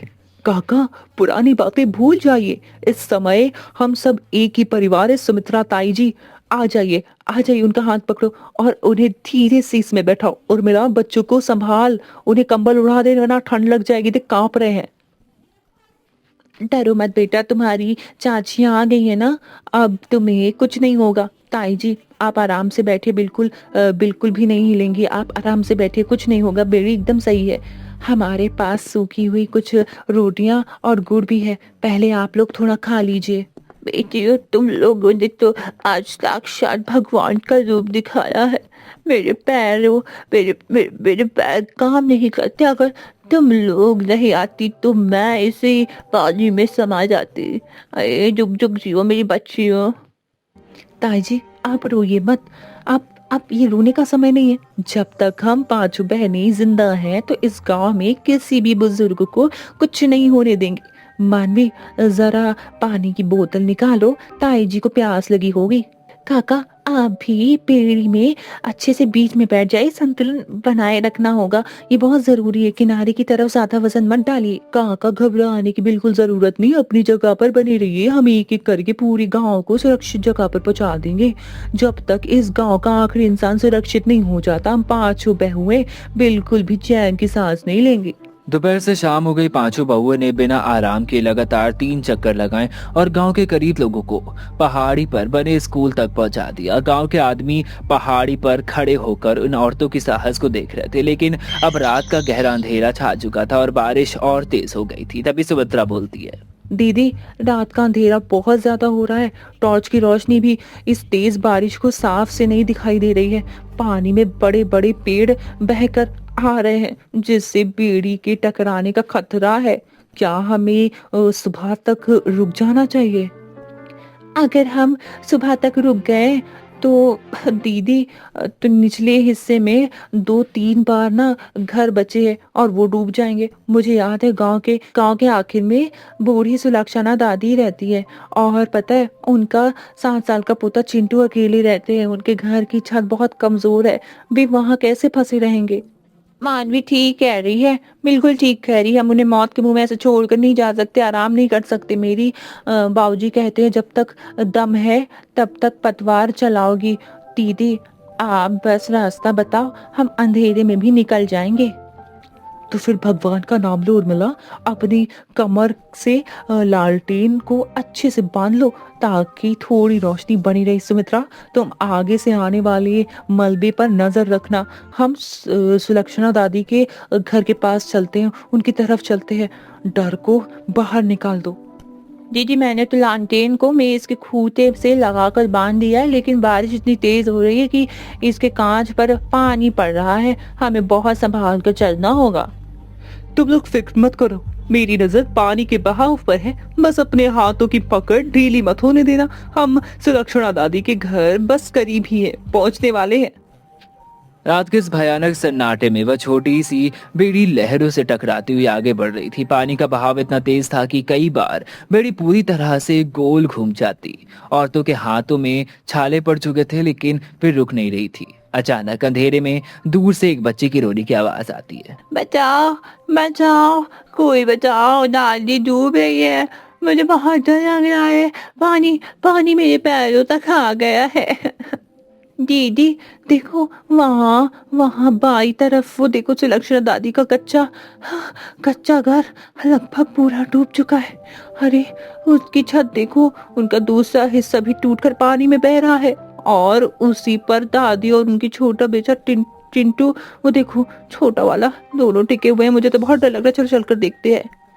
कोई है, मेरी पोते को बचा लो, मैं तो पूरी मर जाऊंगी। हे भगवान, इसको कोई बचा लो, कोई मदद भेज दो। सुमित्रा, बेड़ी को सीधा इस मलबे की तरफ लेकर चलो, बहाव बहुत तेज है। बेड़ी को वहाँ रोकना बहुत मुश्किल होगा। हमें एक ही मौका मिलेगा, जैसे ही हम वहाँ पास पहुँचेंगे तुम दादी को पकड़ना, ठीक है? दीदी संभाल कर, आगे पानी का एक बहुत बड़ा पेड़ बहकर आ रहा है, वो देखो। अगर हम उसे टकरा गए तो हमारी ये नाव टूट जाएगी। जल्दी करो। सुमित्रा, बांस को जमीन से जल्दी धंसाओ। सीता, तुम दाई तरफ देखो, जोर लगाना और उस पेड़ के रास्ते से उसको हटाओ सामने से। हे भगवान, वरना हम खत्म हो जाएंगे। एक तरफ से तेज बहकर आता हुआ पेड़ था तो दूसरी तरफ डूबते हुए दादी पोता। कौशल्या ने फौरन बड़ा फैसला लिया। उसने अपने बांस के पेड़ के तने पर धक्का देकर बेड़ी का रुख थोड़ा सा मोड़ लिया। पेड़ बगड़ से निकल गया और थोड़ी देर बाद उनका संतुलन अच्छा हो गया और फिर उसके बाद वो सुलक्षणा दादी के पास पहुंची। तभी कौशल्या सुलक्षणा दादी को देखकर बोलती है, सीता, मेरे पैर पकड़ो और आगे झुककर चिंटू को खींचती हूँ। चल, हाँ, आराम से। और मिला, तुम रस्सी फेंक कर दादी को हाथ में दो। जल्दी करो, वो हिस्सा अब डूबने वाला है। जल्दी करो। दीदी, मैंने तुम्हें मजबूती से पकड़ लिया है। जल्दी जाओ, तुम आगे बढ़ो, कुछ नहीं होगा। चाची बचाओ, मुझे बचाओ, मैं पानी से बहुत डर लगता है, मैं डूब जाऊंगा। बेटा, पहले मेरे बच्चे को ले लो, वह बहुत छोटा है, इसका पूरा शरीर ठंडा के अकड़ चुका है। मुझे छोड़ दो, बस इसे बचा ले जाओ। दादी, हम आप दोनों को बचाएंगे। माँ कभी अपने बच्चों को छोड़कर नहीं जाती। और मिला, रस्सी फेंको। कौशल्या ने अपनी पूरी ताकत लगाकर चिंटू को हवा में उठाते हुए बेड़ी के अंदर खींच लिया, लेकिन ठीक उसी पल एक जोरदार लहर आई। दादी गहरे पानी में समा गई। यह देखकर बहुओं के होश ही उड़ गए। तभी उर्मिला उलझन के साथ बोलती है, दादी पानी में डूब रही है, वे तैरना भी नहीं जानती हैं। हे भगवान, अब क्या होगा? अरे तुम सब बेड़ी संभालो, मैं दादी को लेकर आती हूँ, हम उन्हें जरूर बचाएंगे। नहीं सीता, रुक जाओ, पानी बहुत गहरा है और नीचे बावर में हो सकता है, वहाँ बहुत खतरा है। संभाल कर सीता। इससे पहले कि कोई कुछ समझ पाता, सीता ने उस खौलते हुए बाढ़ के पानी में छलांग लगा दी। रात का अंधेरा था और पानी के अंदर कुछ भी देखना मुश्किल था। बेड़ी पर मौजूद चारों तरफ की सांसें थम चुकी थी। करीब 20-20 सेकंड तक कोई हलचल नहीं हुई। तभी चिंटू बोलता है, मेरी दादी कहाँ गई? चाची, मेरी दादी को बचा लो, वे पानी में चली गई है, वो मुझसे बहुत प्यार करती है और मैं उनके बिना नहीं रह सकता। चुप हो जा बेटा, तुम्हारी सीता चाची आ गई हैं। बस देख, वो जा रही है ना, तेरी दादी को अच्छे से लेकर आएंगी, कुछ नहीं होगा। भगवान पर भरोसा रख और हाँ, डरना मत बिल्कुल, ठीक है? हम तुम्हारे साथ हैं। सीता, कहाँ हो तुम? आवाज दो, हे भगवान, मेरी बहन की रक्षा करना। वह दूसरों की जान बचाने गई है, उसे कुछ मत होने देना। दीदी, वो देखो, वहाँ कुछ हिल रहा है। वो सीता दीदी है। उन्होंने एक हाथ से दादी को पकड़ रखा है और दूसरे हाथ से तैर रही है। सीता, ये रस्सी पकड़ो, हम तुम्हें खींच लेंगे, हिम्मत मत हारना, बस थोड़ी दूर और। रस्सी मेरे हाथ में दो। दादी बेहोश हो रही, जल्दी करो, हमारे पास वक्त बहुत कम है। हमें दादी को संभालना होगा, सलामत बचाना है। सीता ने अपनी बची हुई ताकत लगाकर रस्सी को पकड़ लिया। चारों तरफ बहुओं ने मिलकर उन्हें बेड़ी के ऊपर खींच लिया। दादी के पेट में पानी था जिसे अच्छे से निकाला गया, जिसके बाद उन्हें होश आ गया। चिंटू अपनी दादी से लिपट गया। पांचों बहुओं की आंखों में फिर से जीत के आंसू थे। तभी सीता बोलती है, दीदी, मैंने कहा था ना, हम किसी को डूबने नहीं देंगे। आज मौत को भी खाली हाथ लौटना पड़ेगा, बस हमें हिम्मत नहीं हारनी। हम पर हालात का सामना डट कर करेंगे। बेटी, तुम औरतें नहीं हो, तुम तो भगवान का रूप हमारी रक्षा के लिए आई हो। अगर आज तुम लोग नहीं आती तो मेरा चिंटू अकेले हो जाता। मेरी जान अब तुम्हारी अमानत है। दादी, आप शांत हो जाइए। जब आप सुरक्षित हैं तो सुमित्रा, चलो, बस अब हमें यहाँ से चलना होगा। बेड़ी को अच्छे से चारों तरफ से मोड़ो और पकड़ो आराम से। सुबह होने वाली है और हमें देखना, हम गांव की उस ओर जाएंगे ना तो सब कुछ हो जाएगा। अब तो इस गांव में कुछ भी नहीं बचा है। दीदी, तुम ठीक तो हो ना? तुम्हारा पूरा शरीर बर्फ जैसा ठंडा हो गया है। तुमने आज अपनी जान की भी परवाह नहीं की है। मानवी, जब सामने किसी की जान जा रही हो तो अपनी जान की फिक्र किससे होती है। अगर आज मैं रुक जाती तो जिंदगी भर खुद को माफ नहीं कर पाती और ना चिंटू से कभी नजरें मिला पाती। धीरे धीरे रात का अंधेरा छटने लगा था और सुबह 6 बज गए। पांचों बहुओं ने अपनी बेड़ी को लाकर पहाड़ी के पास पहुंचा दिया, जहां पूरा गांव लोग जमे हुए थे। जैसे ही लोगों ने यह देखा कि बहुएं दादी और पोते के साथ आ चुकी है और उन्हें बचा लिया गया, सब जोर जोर से तालियां बजाने लगे और नारे लगाने लगे। तभी दूर से सरकारी सायरन की आवाज आती है। अरे देखो देखो, सरकारी राहत टीम आ गई है। अरे मोटर बोट और बड़े बड़े लाइफ जैकेट भी लेकर आए हैं। गांव वालों, अरे ओ गांव वालों, हम आ चुके हैं। तुम लोगों को चिंता करने की कोई जरूरत नहीं है। हमें खबर मिली थी कि आपका गांव डूब चुका है। हम यहाँ रेस्क्यू ऑपरेशन चलाने वाले हैं। कृपया बताइए कि कितने लोग यहाँ फंसे हुए हैं। अधिकारी जी, आपका स्वागत है, लेकिन आपको आने में थोड़ी देर हो गई। हमारे गांव को किसी सरकारी मोटर बोट की जरूरत नहीं। हमारे गांव की जान हमारी इन 5 बहुओं ने बचा ली है। हैं? इस साधारण सी बांस और ये ड्रम से एक बेड़ी बनाकर इन 5 महिलाओं ने पूरे गांव के लोगों को सुरक्षित बचा लिया। ये तो सचमुच सचमुच एक बड़ी बात है। अधिकारी जी, यह हम सब बहनों की मिलीजुली कोशिश थी। जब इरादे मजबूत हो तो रास्ते खुद ब खुद खुल जाते हैं। हमने सिर्फ इस सही तकनीक का इस्तेमाल किया और अपनी एकता को अपनी ताकत बनाया। जब जान पर बन आए ना, तो कोई भी महिला घर के अंदर बंद नहीं रह सकती है। अद्भुत, मैंने अपने पूरे करियर में ऐसे साहस लोग ही नहीं देखे। आप 5 औरतों सच में बहुत अच्छी हो। ये तो चमत्कार जैसा लग रहा है मुझे। दीननाथ भाई और गांव के सभी लोग, आज मैं अपनी पुरानी सोच पर शर्मिंदा हूँ भाई। अरे मैंने हमेशा सोचा था कि औरतें कमजोर होती, लेकिन आज इन 5 बहुओं ने समझा दिया कि पूरे गांव की जान बचाकर कि आखिरकार औरतें मर्दों से कम नहीं होती हैं। अरे हाँ काका, ऐसा मत कहिए। हम इस गांव की बहुएं हैं, आपकी बेटियां हैं। हमारा फर्ज सिर्फ खाना बनाना नहीं है आपका, आप लोगों की जान बचाना, आप सबकी रक्षा करना भी है। आज अगर हमारे परिवार ने हम पर भरोसा नहीं किया होता तो हम यह नहीं कर पाते। नहीं बेटी, आज से तुम सिर्फ इस घर की बहू नहीं बल्कि पूरे गांव की बहू हो। हम मर्दों का सिर आज तुम्हारे सामने झुक गया है। कौशल्या, आज तुमने मेरी आंखें खोल दी। मैं खुद को ताकतवर मर्द समझता था, लेकिन सच बताऊं तो मैं कुछ नहीं हूं। असली ताकत शरीर से नहीं बल्कि मन और हौसले से आती है।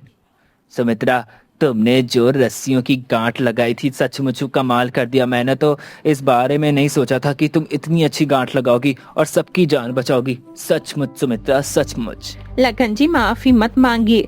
बस अगली बार जब मैं कोई नया काम शुरू करने वाली हूँ तो मुझे रोकिएगा नहीं, बल्कि मुझ पर भरोसा करके मुझसे वादा करिएगा कि आगे आप कभी ऐसा नहीं करेंगे और मेरा साथ दीजिएगा।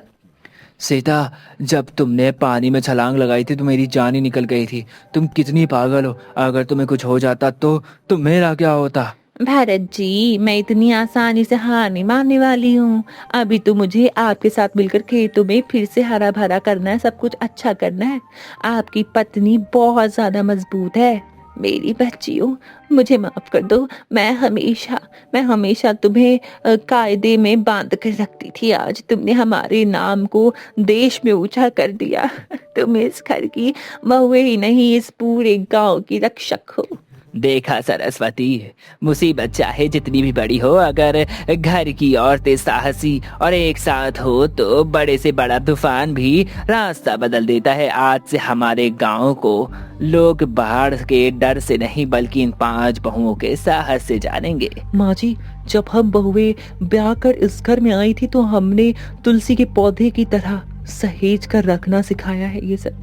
लेकिन आज इस आफत ने हमें सिखा दिया कि जरूरत पड़ने पर सिर्फ आंगन की तुलसी ही नहीं बल्कि पूरे गांव को बचाने वाला बरगद का पेड़ भी बनना पड़ता है हमें। हाँ बेटी, आज मेरी आंखें खुल गई। मैं तो पुराने जमाने की दकियानूसी सोच के साथ जी रही थी कि बहुएं सिर्फ पर्दे में रहना चाहिए और उनको बाहर नहीं निकलना चाहिए, बल्कि तुम लोगों ने तो आज बहुत हिम्मत दिखाई और मेरा गर्व से सर ऊंचा कर दिया है।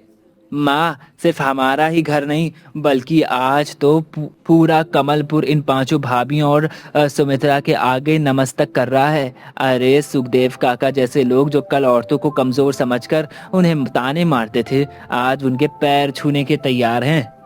बिल्कुल सही कहा लखन। आज आज से हमारे घर का हर बड़ा फैसला, चाहे वो खेती हो या बाहर का काम, इन बहुओं की सलाह के बिना कुछ नहीं लिया जाएगा। समय बीतता है और बाढ़ का पानी भी उतर जाता है। गांव फिर से पहले जैसा हो जाता है, लेकिन वह तैरती हुई बीड़ी आज भी गांव के चौराहे पर रखी हुई है, जो सबको याद दिलाती कि संकट के समय जब सब कुछ हिम्मत हार चुके थे और सभी कुछ खत्म होने वाला था, तब 5 बहुओं के अटूट हौसले और एकता ने पूरे गांव को एक नया जीवन दिया। धन्यवाद। अरे नैना, इस कटोरे में क्या लेकर आई हो? आज कुछ घर में नया बना है क्या? नहीं नहीं, कुछ नहीं, बस ये थोड़ा सा अचार था। अच्छा, वैसे भी खुशबू तो काफी अच्छी आ रही है। रुको मैं जरा चक्कर देखता हूँ। हाँ क्यों नहीं, खाकर देखो ना। रोटी और दाल के साथ मिलाकर खाना और ज्यादा टेस्टी लगेगा। हाँ, सच में काफी ज्यादा टेस्टी लग रहा है। वैसे कहाँ से खरीद कर लाई हो इसे? अरे आप तो कुछ भी बोलते रहते हो, हर चीज खरीदने की थोड़ी होती है। इसे तो मैंने अपने हाथों से आपके लिए बनाया था। ओह अच्छा, सच में काफी ज्यादा टेस्टी है। क्या बात है, तुम इतना टेस्टी अचार भी बनाती हो? मुझे तो आज ही पता चला। शुक्रिया जी, जो आपने मेरा अचार पसंद कर लिया। अच्छा सुनो नैना, मैं कह रहा था कि कल मेरा दोस्त नीलेश आने वाला है, तो उसके लिए खाने पीने का इंतजाम पहले से कर लेना। ठीक है जी। अगले दिन शैलेश रास्ते से ही नीलेश को लेकर घर आता है। चल यार, कुछ खा पी लेते, फिर आराम से बातें कर लेंगे। हाँ क्यों नहीं। अरे नैना, टेबल पर खाना ले आओ। ठीक है जी, अभी लाई। और बता यार, भाभी ठीक है ना? हाँ सब ठीक है। और तू बता, तेरा बिजनेस कैसा चल रहा है? बढ़िया चल रहा है यार, बस खाने पीने के प्रोडक्ट्स की शुरुआत की, देखते क्या रिस्पॉन्स आता है। ये लीजिए, और हाँ, मैं आपका पसंदीदा अचार भी लेकर आई हूँ। भैया आप भी लेंगे क्या?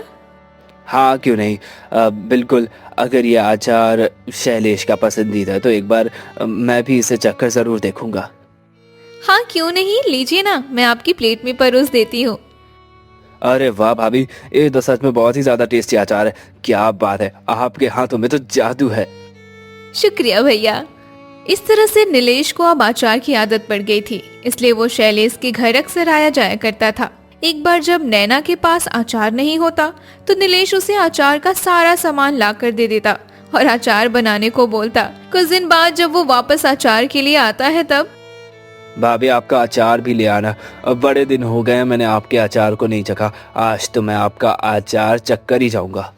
जी वो लेकर ही आ रही थी। वैसे आज मैंने अचार से ज्यादा टेस्टी कुछ बनाया है। आज मटर पनीर की सब्जी और पूरी बनी है, तो अचार को छोड़िए ना, इसे खाइए।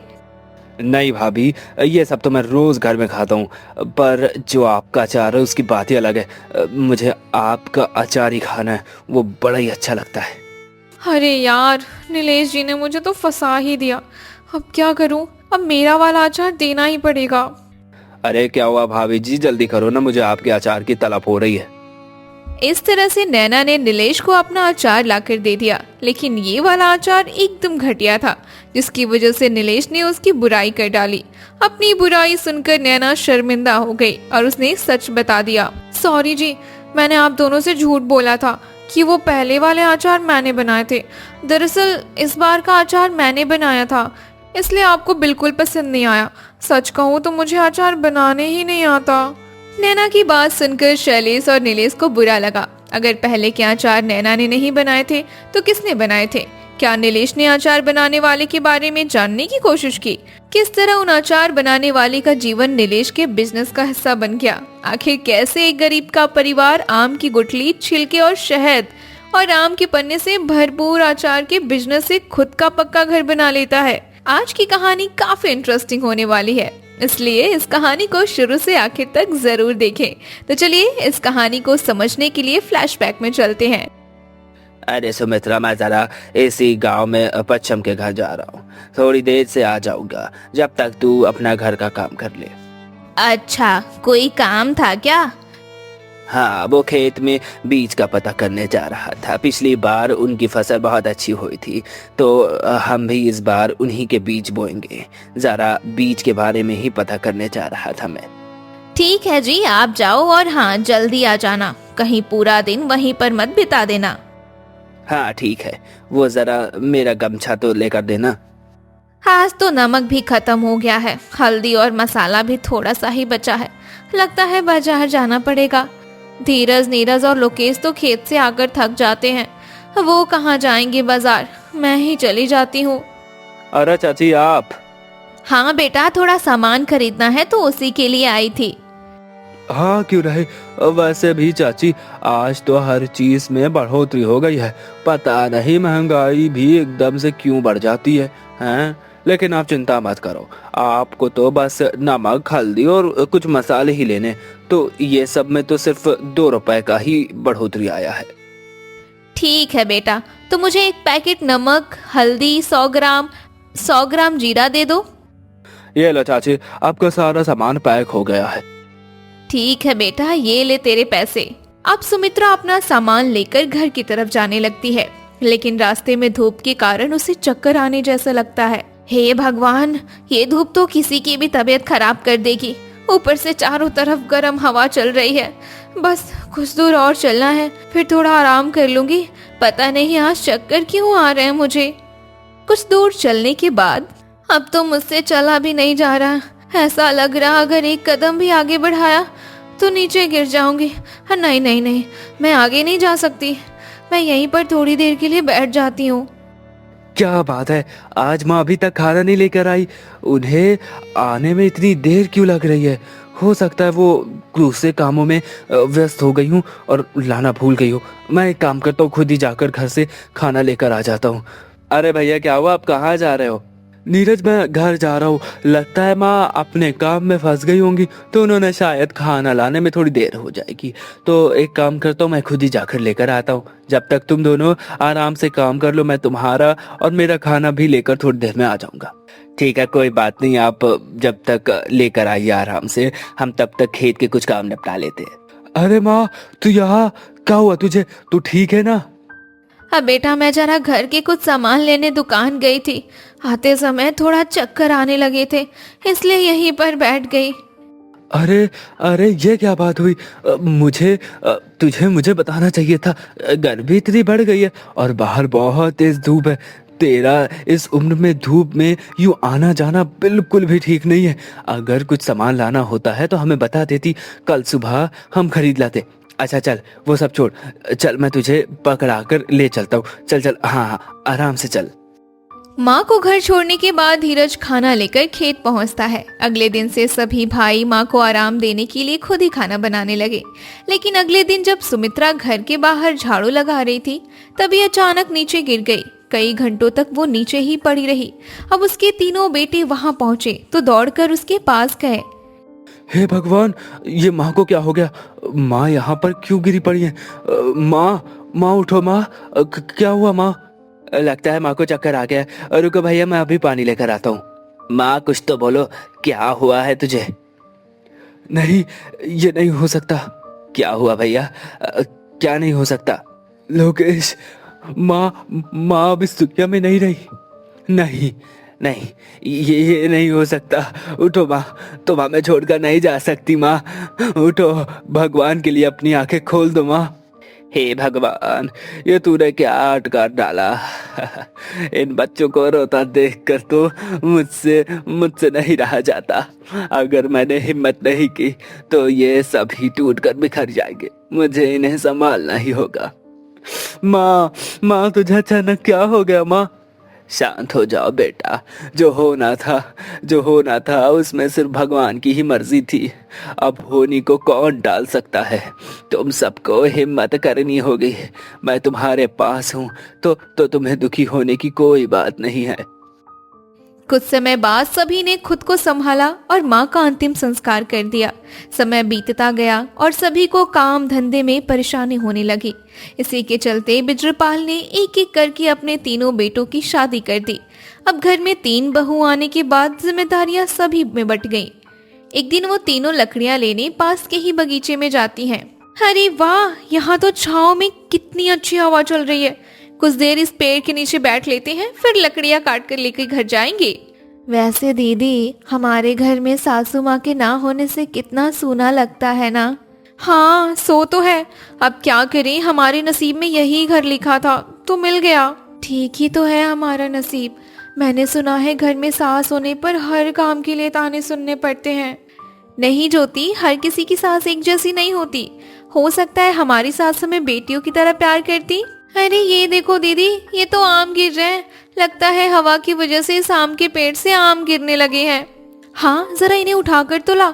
चल एक एक करके चक्कर देखते हैं। आम तो अच्छे लग रहे हैं। तू भी खाना, फिर बाकी के आम घर ही ले चलते हैं। अगले दिन गांव में खबर फैली कि एक आदमी गर्मी की लू से मर गया। ये सुनकर देवरानी और जेठानी को अपने पति की चिंता होने लगी। हे भगवान, न जाने उस बेचारी की पत्नी का क्या हाल होगा। दीदी, कहीं हमारी सासू माँ को भी तो लू नहीं लग गई थी ना? हाँ, हो भी सकता है, लेकिन अब से हमें खुद और अपने परिवार का ख्याल रखना होगा। हाँ ज्योति, तू ठीक कहती है। मेरे मन में ना एक ख्याल आया है। जो आम कल हम लेकर आए थे ना, उसका पन्ना बना लेते हैं और खेत पर जाते समय हम उन्हें दे देंगे। सुना है आम का पन्ना लू लगने से बचाव करता है। हाँ दीदी, आपने सही कहा। इससे हमारी पतियों को लू भी नहीं लगेगी। ये खेतों की एक ही प्रकार की सब्जी खा खाकर तो मेरा मन ही उग गया है। अब क्या करें दीदी, हमें जो मिलता है बनाने को उसे ही बना लेते हैं। कोई बात नहीं ज्योति, अब हमारे घर की हालत वैसी नहीं है कि रोज बाजार से तरह तरह की चीजें मिल सके। हमारे आने से थोड़ा खर्चा भी तो बढ़ गया ना, तो हमें अपने पतियों की हालत को सोचकर घर में जो भी है रूखा सूखा उसी में संतुष्ट रहना होगा। ठीक कहती हो दीदी, वैसे भी पेट ही तो भरना है, इसमें क्या बहस करनी। हम सभी अपने मन को समझा ही लेंगे। अच्छा सुनो, घर में कुछ आम है ना, उनकी चटनी बना लेते हैं। हो सकता है थोड़ा मन बदल जाए। ठीक है दीदी, आप लोग खाना निकालो, मैं अभी चटनी पीस कर लाती हूँ, फिर हम एक साथ मिलकर खाएंगे। अरे वाह, ये तो बड़ी ही स्वादिष्ट चटनी बनी है। हाँ दीदी, कहा हम एक ही सब्जी से बोर हो गए थे, इस चटनी ने तो हमें अलग ही स्वाद चखा दिया। हाँ सही है, अब तो आम का सीजन भी चल रहा है, तो बाजार में आम सस्ते भी मिल रहे होंगे। हाँ क्यों नहीं, हम कुछ पैसे बचाकर बाजार से आम खरीद लेते हैं, फिर उनका अचार बना लेंगे। कुछ दिन बाद तीनों ने मिलकर अचार तैयार कर लिया और डिब्बे में रख दिया। लेकिन डिब्बे में रखा अचार बेस्वाद सा लग रहा था। किसी को पसंद न आने पर लोगों ने उसे मजबूरी में खाकर खत्म करना ही समझा। एक दिन ज्योति मटके का पानी सभी को देकर खुद पी रही थी। दीदी, ये जो हमारे घर का मटका है ना, किसी फ्रिज से कम नहीं है, बस इसमें बिजली का तार ही नहीं है, यही एक कमी रह गई है इसमें। अरे दीदी, आप भी ना, कहाँ फ्रिज कहाँ ये मटका। फ्रिज में हम खाना और फल रख सकते हैं और ज्यादा ठंडा पानी कर सकते हैं। इस मटके में आप उसके जैसी कौन सी बात दिख गई? सही बात है। वैसे भी अगर मटका ही फ्रिज बन जाता तो फ्रिज बनाने वाली कंपनियां क्या आम अचार डालने के लिए खुली रखती? हाँ दीदी, आपने ठीक कहा, मैं तो बस ऐसे ही मजाक कर रही थी। हाँ भी ना दीदी, अजीबोगरीब मजाक करती रहती हो। हमारा मटका वैसे चमत्कारी है, खुद बाहर की हवा सोखकर अंदर के पानी को अपने ही ठंडा कर देता है। हवा अंदर जाने की बात से मुझे कुछ याद आया। कहीं हमारे डिब्बे वाले अचार में हवा न जाने की वजह से तो अचार नहीं खराब हो गया ना? हाँ, हो भी सकता है। किसी चीज को एकदम से बंद कर दो तो उसमें बदबू तो आने ही लगती है। हाँ ये तो है, अगर हम अपना अचार मटके में बनाकर रखें और ऊपर से सूती कपड़ा से बांधें तो कैसा रहेगा? फिर तो मटके के ऊपर और चारों तरफ से उसमें हवा जाएगी, इससे अचार बदबू भी नहीं करेगा और अच्छा भी लगेगा। इस तरह से तीनों ने मिलकर इस बार ज्यादा अचार बनाया और तीनों मटकों में भरकर रख दिया। एक दिन उनकी पड़ोसन नैना मटके देखकर उनके घर के बाहर आती है। अरे मोनिका, ये तुम लोगों ने मटकों में क्या रख दिया? हाँ दीदी, ये हमने अचार बनाया था, जो उसी को थोड़ा धूप दिखा रहे हैं। अच्छा, वैसे खुशबू तो बहुत अच्छी आ रही है, जरा एक चखाओ तो मुझे। हाँ दीदी, अभी देती हूँ। अरे ज्योति, जरा घर में से एक कटोरी तो लाना। हाँ दीदी, ये लो कटोरी। ये लो दीदी, खाकर देखो और हमें भी बताओ कि हमारा अचार कैसा बना है। वाह, मजा आ गया, ये तो बहुत ही टेस्टी लग रहा है। सच में तुम्हारा अचार तो बहुत ही अच्छा है। शुक्रिया दीदी। अच्छा सुन, अगर कोई बड़ी कटोरी हो तो उसमें जरा थोड़ा अचार और दे देना, तेरे भैया भी जरा थोड़ा सा चख लेंगे। अच्छा ठीक है, मैं अभी आपको देती हूँ। चल ठीक है मोनिका, मैं थोड़ी देर बाद तेरी कटोरी साफ करके दे जाऊंगी। नैना का परिवार मोनिका के परिवार से थोड़ा अलग था। नैना के घर में सब कुछ स्टैंडर्ड जैसा होता था। शाम को नैना ही अचार अपने पति को परोसती है। अरे नैना, इस कटोरी में क्या लेकर आई हो? आज कुछ घर में नया बना है क्या? नहीं नहीं, कुछ नहीं, बस ये थोड़ा सा अचार था। अच्छा अच्छा, वैसे भी खुशबू तो काफी अच्छी आ रही है। रुको मैं जरा चख कर देखता हूँ। हाँ क्यों नहीं, खाकर देखो ना। रोटी और दाल के साथ मिलाकर खाना और ज्यादा टेस्टी लगेगा। हाँ, सच में काफी ज्यादा टेस्टी लग रहा है। वैसे कहाँ से खरीद कर लाई हो इसे? अरे आप तो कुछ भी बोलते रहते हो, हर चीज खरीदने की थोड़ी होती है। इसे तो मैंने अपने हाथों से आपके लिए बनाया था। ओह अच्छा, सच में काफी ज्यादा टेस्टी है। क्या बात है, तुम इतना टेस्टी अचार भी बनाती हो? मुझे तो आज ही पता चला। शुक्रिया जी, जो आपने मेरा अचार पसंद कर लिया। अच्छा सुनो नैना, मैं कह रहा था कि कल मेरा दोस्त नीलेश आने वाला है, तो उसके लिए खाने पीने का इंतजाम पहले से कर लेना। ठीक है जी। अगले दिन शैलेश रास्ते से ही नीलेश को लेकर घर आता है। चल यार, कुछ खा पी लेते, फिर आराम से बातें कर लेंगे। हाँ क्यों नहीं। अरे नैना, टेबल पर खाना ले आओ। ठीक है जी, अभी लाई। और बता यार, भाभी ठीक है ना? हाँ सब ठीक है। और तू बता, तेरा बिजनेस कैसा चल रहा है? बढ़िया चल रहा है यार, बस खाने पीने के प्रोडक्ट्स की शुरुआत की, देखते क्या रिस्पॉन्स आता है। ये लीजिए, और हाँ, मैं आपका पसंदीदा अचार भी लेकर आई हूँ। भैया आप भी लेंगे क्या? हाँ क्यों नहीं, बिल्कुल। अगर ये अचार शैलेश का पसंदीदा है तो एक बार मैं भी इसे चखकर जरूर देखूंगा। हाँ क्यों नहीं, लीजिए ना, मैं आपकी प्लेट में परोस देती हूँ। अरे वाह भाभी, ये तो सच में बहुत ही ज्यादा टेस्टी अचार है। क्या बात है, आपके हाथों में तो जादू है। शुक्रिया भैया। इस तरह से नीलेश को अब अचार की आदत पड़ गई थी, इसलिए वो शैलेश के घर अक्सर आया जाया करता था। एक बार जब नैना के पास अचार नहीं होता तो नीलेश उसे अचार का सारा सामान ला कर दे देता और अचार बनाने को बोलता। कुछ दिन बाद जब वो वापस अचार के लिए आता है तब भाभी आपका अचार भी ले आना। अब बड़े दिन हो गए मैंने आपके अचार को नहीं चखा, आज तो मैं आपका अचार चखकर ही जाऊंगा। जी, वो लेकर ही आ रही थी। वैसे आज मैंने अचार से ज्यादा टेस्टी कुछ बनाया है। आज मटर पनीर की सब्जी और पूरी बनी है, तो अचार को छोड़िए ना, इसे खाइए। नहीं भाभी, ये सब तो मैं रोज घर में खाता हूँ, पर जो आपका अचार है उसकी बात ही अलग है। मुझे आपका अचार ही खाना है, वो बड़ा ही अच्छा लगता है। अरे यार, नीलेश जी ने मुझे तो फंसा ही दिया। अब क्या करूं, अब मेरा वाला अचार देना ही पड़ेगा। अरे क्या हुआ भाभी जी, जल्दी करो ना, मुझे आपके अचार की तलब हो रही है। इस तरह से नैना ने नीलेश को अपना अचार लाकर दे दिया, लेकिन ये वाला अचार एकदम घटिया था, जिसकी वजह से नीलेश ने उसकी बुराई कर डाली। अपनी बुराई सुनकर नैना शर्मिंदा हो गई और उसने सच बता दिया। सॉरी जी, मैंने आप दोनों से झूठ बोला था कि वो पहले वाले अचार मैंने बनाए थे। दरअसल इस बार का अचार मैंने बनाया था, इसलिए आपको बिल्कुल पसंद नहीं आया। सच कहूँ तो मुझे अचार बनाने ही नहीं आता। उधर देवरानी और जेठानी अपने पहले अचार से बोर होकर कुछ अलग ही सोच रही थी। मैं सोच रही थी कि हम अपने अचार में कुछ और नयापन लाए क्या? क्या मतलब दीदी? मतलब कि जो हम बनाते हैं वैसा अचार तो हर कोई बना लेता है। मैं सोच रही थी कि हम अपने मसालों में कुछ और चीजें जोड़ें, जैसे उसका स्वाद और बढ़ जाए और हमें अचार बोर जैसा भी ना लगे। लेकिन हम अचार के मसाले में और क्या डाल सकते हैं? देखो, हम एक काम करते हैं, आम के छिलके को छीलकर उसे सुखाकर पीस लेते हैं और उसे मसाले में डालकर फिर अचार बनाकर देखते हैं। हाँ, एक बार तो कोशिश करने में क्या ही जाता है।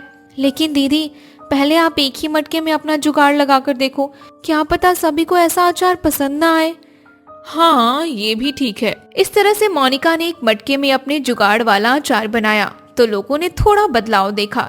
फिर कुछ दिन बाद कल्पना ने भी कुछ सोचा। दीदी, मैंने कुछ सोचा है, मैं आम की कच्ची गुठलियों को पीसकर उसे भी मसाले में मिलाकर देखती हूँ। हाँ क्यों नहीं, जब मैंने बनाकर देख लिया तो तू भी अपना कुछ बना लेना। हाँ दीदी, मैं तो सोच रही हूँ कि आपका भी अचार टेस्ट करके देख ही लेती हूँ। अरे कल्पना, तूने अपने जुगाड़ वाला अचार बनाया कि नहीं? हाँ दीदी, बना दिया, बस मैं आज खाने पर सभी को देने वाली हूँ। आप लोग भी मेरे अचार को स्वाद करके बताना। ठीक है, आज मैंने आप सभी के लिए अपने तरीके से कुछ अलग अचार बनाया है। आप लोग टेस्ट करके जरूर बताना कि कैसा बना है। हाँ क्यों नहीं, पहले थाली में अचार तो परोसो। हाँ हाँ, अभी देती हूँ। वाह भाभी, आपने तो अचार में कुछ अलग ही स्वाद बना दिया है। सच में बहुत अच्छा बना है अचार। शुक्रिया देवर जी। कुछ दिन बाद जब सभी के लिए पन्ना बन रहा था तो ज्योति सबके लिए पन्ना बनाने में बिजी थी। दीदी, आज मैं सोच रही थी कि पन्ना में थोड़ा शहद डालकर देखते हैं। मीठा डालना ठीक रहेगा क्या? दीदी, एक बार शहद वाला पन्ना पीकर देखते हैं, क्या पता पसंद आ जाए। ज्योति, तुम बना लो पन्ना। बड़ी दीदी, पहले आप ही पीकर बताओ कैसा बना है। अरे, ये तो खट्टा मीठा सा स्वाद आ रहा है। अच्छा बना है यार, एकदम वैसा ही बना है जैसे मैंने अपनी कल्पना में सोचा था। इसलिए तो मेरा नाम कल्पना है, क्योंकि तू हर बात की कल्पना ज्यादा करती है। दीदी, एक बात कहूँ, अगर मैं भी इस पन्ने से अलग हांडी में अचार बनाऊं तो? वैसे आइडिया अच्छा है, अगर तूने इस पन्ने को अचार में मिला दिया तो अलग ही स्वाद आ जाएगा। कुछ दिन बाद ज्योति ने भी अपना अचार बना डाला। उसका अचार भी सभी को बहुत पसंद आया। एक दिन अचानक नीलेश उनके घर पहुंचता है। मोनिका, कल्पना और ज्योति जी, आप ही हो ना? हाँ जी, कहिए, आप कौन? मैं आपके पड़ोस में रहने वाली नैना जी का रिश्तेदार हूँ। एक बार भाभी ने मुझे आप ही के अचार खिलाए थे। मैं एक बिजनेसमैन हूँ। अगर आपको एतराज ना हो तो क्या आप मेरे लिए अचार बनाने का काम करेंगी? दरअसल मुझे आपका अचार मार्केट में उतारना है।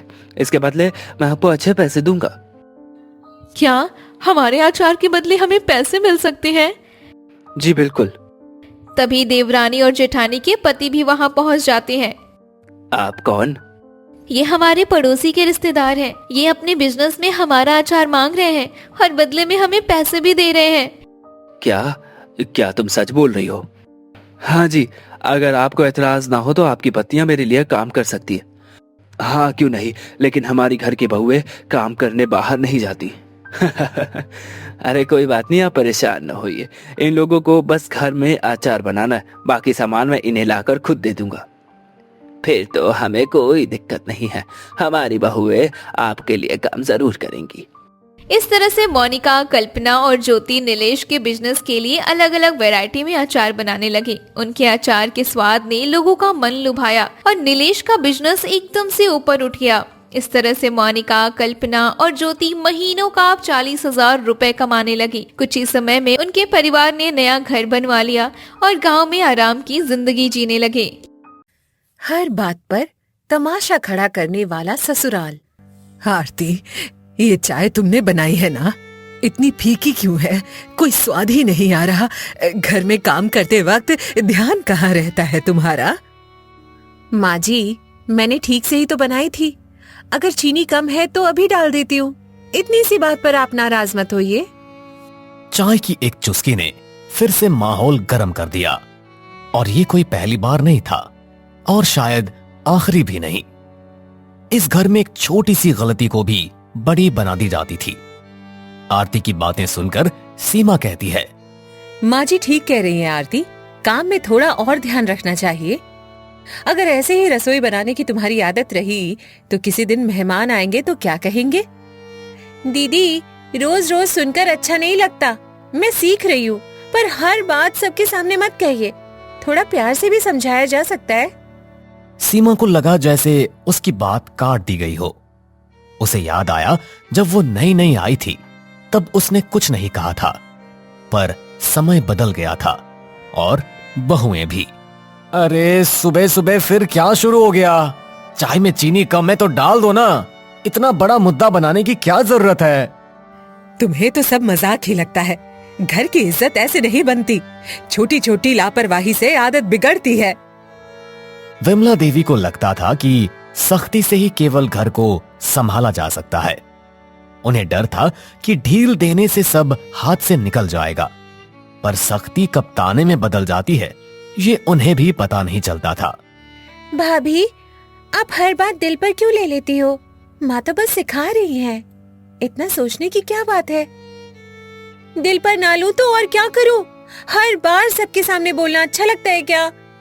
कभी अकेले में भी समझाया जा सकता है। आरती की आवाज धीमी थी, पर उसके शब्द साफ थे। उसे गलती से ज्यादा अपमान चुभता था। हर बार उसे लगता था जैसे उसे कटघरे में खड़ा कर दिया गया हो। और वो कोई बहुत बड़ी गुनहगार हो। अरे बस करो अब, रोज यही सब क्यों होता है? सुबह का समय है, शांति से रहो ना। इतनी सी बात को इतना मत बढ़ाओ। तुम्हें तो अपनी बीवी ही सही लगेगी। माँ तो गलत हो गई अब। क्या मैंने तुम्हें यही दिन देखने के लिए पाला था? विवेक की हालत हमेशा एक जैसी रहती थी। वो माँ को दुखी नहीं देख सकता था और पत्नी को रोते भी नहीं, पर उसकी चुप्पी अक्सर आग में घी का काम करती थी। वो ना बोलकर भी दोषी हो जाता था। अरे भाई, बात खत्म करो, चीनी डाल दो और चाय पी लो। इतना शोर अच्छा नहीं लगता। आप तो हमेशा टाल देते हो। घर चलाना आसान नहीं होता। मैं गलत नहीं हूँ। हरिराम जी सालों से यही देखते आ रहे थे। उन्हें पता था बात छोटी है पर आदत बड़ी है। घर में शांति उनकी ख्वाहिश थी, पर यह कभी हकीकत भी हो पाएगी इसकी कोई उम्मीद नहीं थी। आरती, थोड़ा झुक जाया करो। घर में बड़े हैं, उनकी बात मान लो। इससे माहौल ठीक रहता है। कितना झुकूं दीदी, हर बार मैं ही क्यों चुप रहूं? कभी किसी ने सोचा मैं क्या महसूस करती हूँ? आरती का यह सवाल सीधा था और भारी भी। सीमा ने नजरें झुका ली। शायद उसने भी कभी यही सवाल मन में दबा दिया था। फिर मोहित ने कहा, भाभी, आप जवाब दोगी तो बात बढ़ेगी। माँ का स्वभाव ऐसा ही है, थोड़ा समझ कर चलो ना। स्वभाव के नाम पर सब सहते रहें, कभी तो कोई बोलेगा ना। हर बात पर तमाशा क्यों बनता है? कमरे में एक पल को सन्नाटा छा गया। आरती ने वो कह दिया था जो सब सोचते थे। इस घर में आवाज उठाना ही सबसे बड़ा जुर्म था। फिर काजल ने कहा, आप बात को ज्यादा बढ़ा रही हो भाभी। माँ ने बस 2 शब्द ही तो कहे, इतना बुरा मानने की क्या जरूरत? रोज रोज 2 शब्द सुनो तो भारी लगते हैं। मैं भी इंसान हूँ, पत्थर नहीं। टूट जाती हूँ रोज रोज की बेमतलब की बातों से।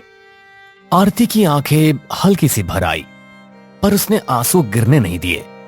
उसे पता था रोने पर भी यही कहा जाएगा, ड्रामा कर रही है। फिर विवेक आरती की साइड लेते हुए विमला से कहता है, माँ, सच में हर बात पर इतना मत बोलो। अरे हम सबको थोड़ा आराम रहना चाहिए। और वैसे भी घर डर से थोड़ी चलता है। तो मैं डराती हूँ? अब तुम भी यही कहोगे? सब मिलकर मुझे ही गलत बना दो। विमला देवी को लगा जैसे जमीन खिसक रही हो। उन्हें पहली बार महसूस हुआ कि बच्चे अब छोटे नहीं रहे, पर उन्हें ये बात मान लेना आसान नहीं था। फिर हरिराम विमला को समझाते हुए कहते हैं, अरे विमला, सुन भी लिया करो। बच्चे दुश्मन नहीं है तुम्हारे। घर में हंसी रहे तो अच्छा लगता है। मैं तो बस सुधार चाहती हूँ। क्या अगर मैं ना बोलूं तो घर सुधर जाएगा? अरे मेरी नीयत खराब नहीं है। मैं सबके भले के लिए ही बोलती हूँ। नीयत सच में खराब नहीं थी, पर तरीका ऐसा था कि हर दिन झगड़े में बदल जाता था। सुधार की कोशिश अक्सर अपमान बन जाती थी। आरती थोड़ी नरमी से बोली, माँ जी, मैं आपकी इज्जत करती हूँ, बस थोड़ा प्यार से बोल दीजिए। तमाशा मत बनाया कीजिए। मुझे लगा तुम लापरवाह हो। शायद मैं ही ज्यादा बोल जाती हूँ। सोचूंगी इस बारे में। सुबह का झगड़ा वहीं थम गया, पर पूरी तरह खत्म नहीं हुआ। घर में पहली बार खुलकर बात हुई थी। अब देखना था क्या आदत बदलेगी या फिर अगली सुबह फिर वही तमाशा होगा। घर का डाइनिंग एरिया। रात का वक्त। रात के करीब 9 बजे थे। पूरा दिन जैसे खींचातानी में ही निकल गया था। सब लोग डाइनिंग टेबल पर बैठे थे, पर खाने से ज्यादा चुप्पी परोसी जा रही थी। आरती, रोटी जरा जल्दी देना, सब इंतजार कर रहे हैं। आज फिर देर हो गई।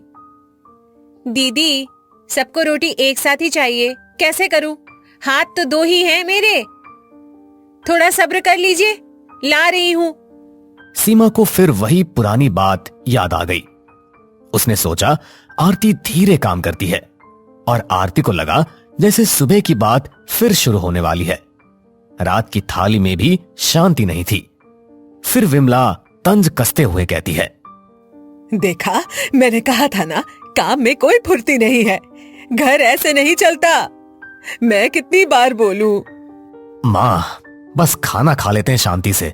अरे पूरा दिन तो बस इसी उधेड़ बुन में निकल गया, अब फिर से शुरू मत करो, सब थक गए हैं वैसे भी। विवेक कोशिश कर रहा था कि बात आगे ना बढ़े।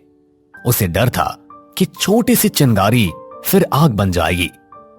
घर में शांति बचाना अब उसका रोज का काम बन गया था।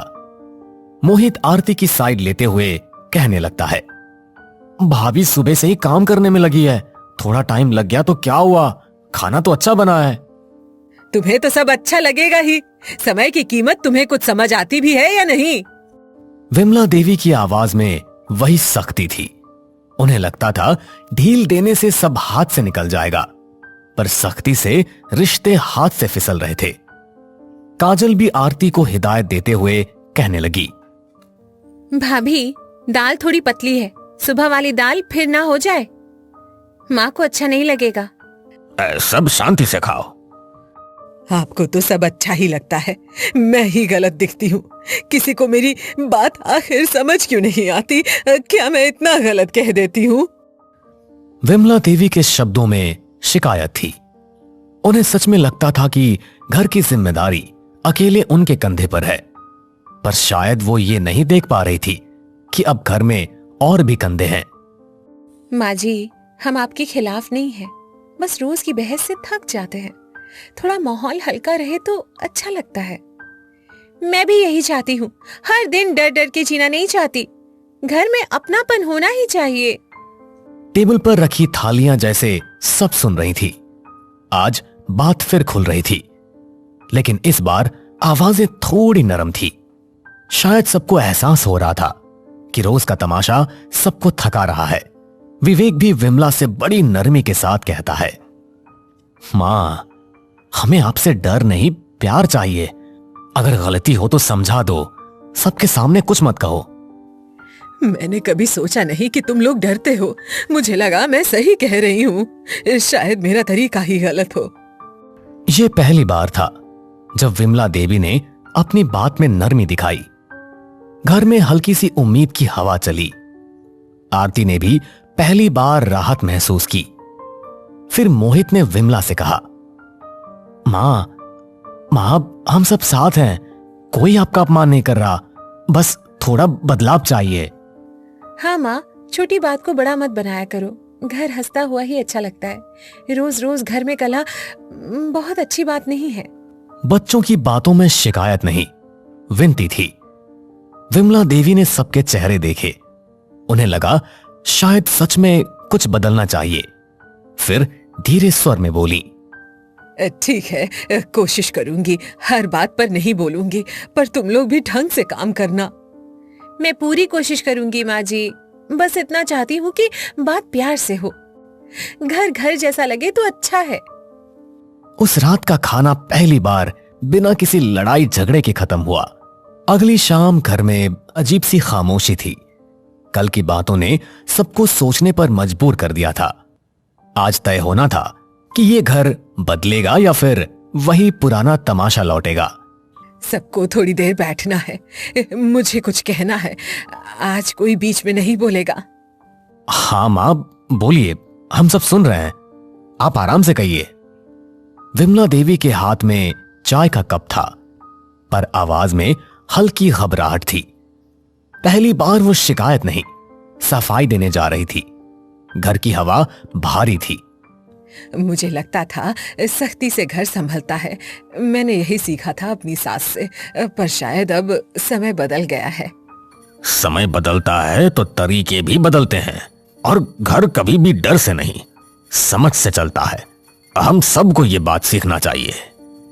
हरिराम जी की आवाज में ठहराव था। वो हमेशा चुप रहते थे, पर आज उनकी बात सीधी दिल में उतर रही थी। विमला देवी ने पहली बार उनकी तरफ देखा, बिना तकरार के।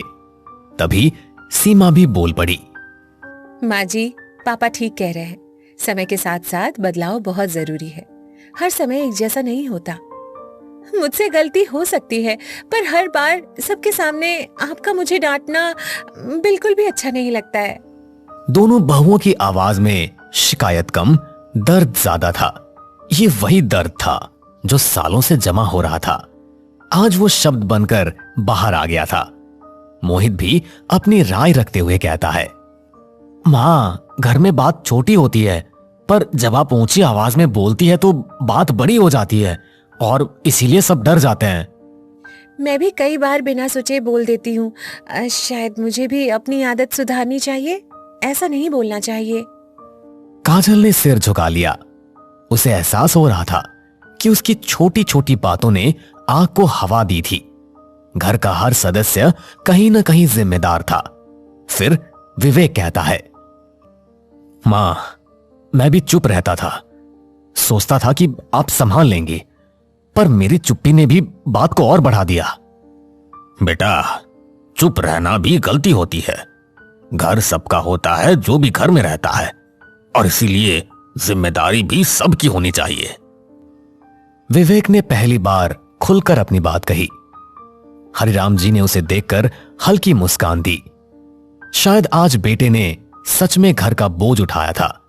फिर विमला थोड़ी नरमी के साथ कहती है, मुझे डर था कि अगर मैं ढील दूंगी तो घर बिगड़ जाएगा, पर शायद सख्ती से ही सब दूर हो रहे थे। मैं कोशिश करूंगी बदलने की। हम भी बदलेंगे माँ जी, और सभी लोग काम बांट लेंगे, सब मिलकर करेंगे। ये पहली बार था जब मैं की जगह हम बोला गया। घर की दीवारों ने भी जैसे राहत की सांस ली। छोटी सी बात पर असर बड़ा था। फिर सीमा आगे आकर बोलती है, चलो एक नियम बनाते हैं। कोई भी बात हो सबके सामने नहीं कहेंगे, अकेले में समझाएंगे। और छोटी बात को बड़ा नहीं बनाएंगे। न थाली बजेगी न तमाशा होगा, बस बात होगी। सबके चेहरों पर हल्की मुस्कान आ गई। थाली का जिक्र होते ही सबको पिछले झगड़े याद आ गए। अब वो आवाज बंद करने का फैसला हो चुका था। काजल भी अपनी सहमति जताती है और कहती है, मैं भी कोशिश करूंगी कम बोलने की। पहले सोचूंगी फिर बोलूंगी। घर में शांति अच्छी लगती है। और मैं भी चुप नहीं रहूंगा। जहां कहीं भी गलत होगा मैं वही रोक दूंगा। ये वही घर था जहां हर बात पर तमाशा खड़ा होता था। आज वही घर खुद को समझा रहा था। बदलाव आसान नहीं था, पर शुरुआत हो चुकी थी। आज से एक नई शुरुआत। हर बात पर शोर नहीं होगा। घर को घर रहने देंगे। बस यही चाहिए था। अब सभी लोग खाना साथ में हंसकर खाएंगे, किसी से डर कर नहीं। उस रात पहली बार टीवी की आवाज झगड़े से ऊंची थी। हंसी की हल्की गूंज पूरे घर में फैल गई। तमाशे वाला ससुराल धीरे धीरे परिवार बन रहा था। हर बात पर डांट और डर कम होगा और अपनापन बढ़ेगा। चलो अब इसी बात पर सब लोग एक साथ चाय पियेंगे। हर घर में झगड़े होते हैं, बातों का शोर भी होता है, पर जब लोग मान लें कि गलती सिर्फ एक की नहीं सबकी है, तभी घर बचता है।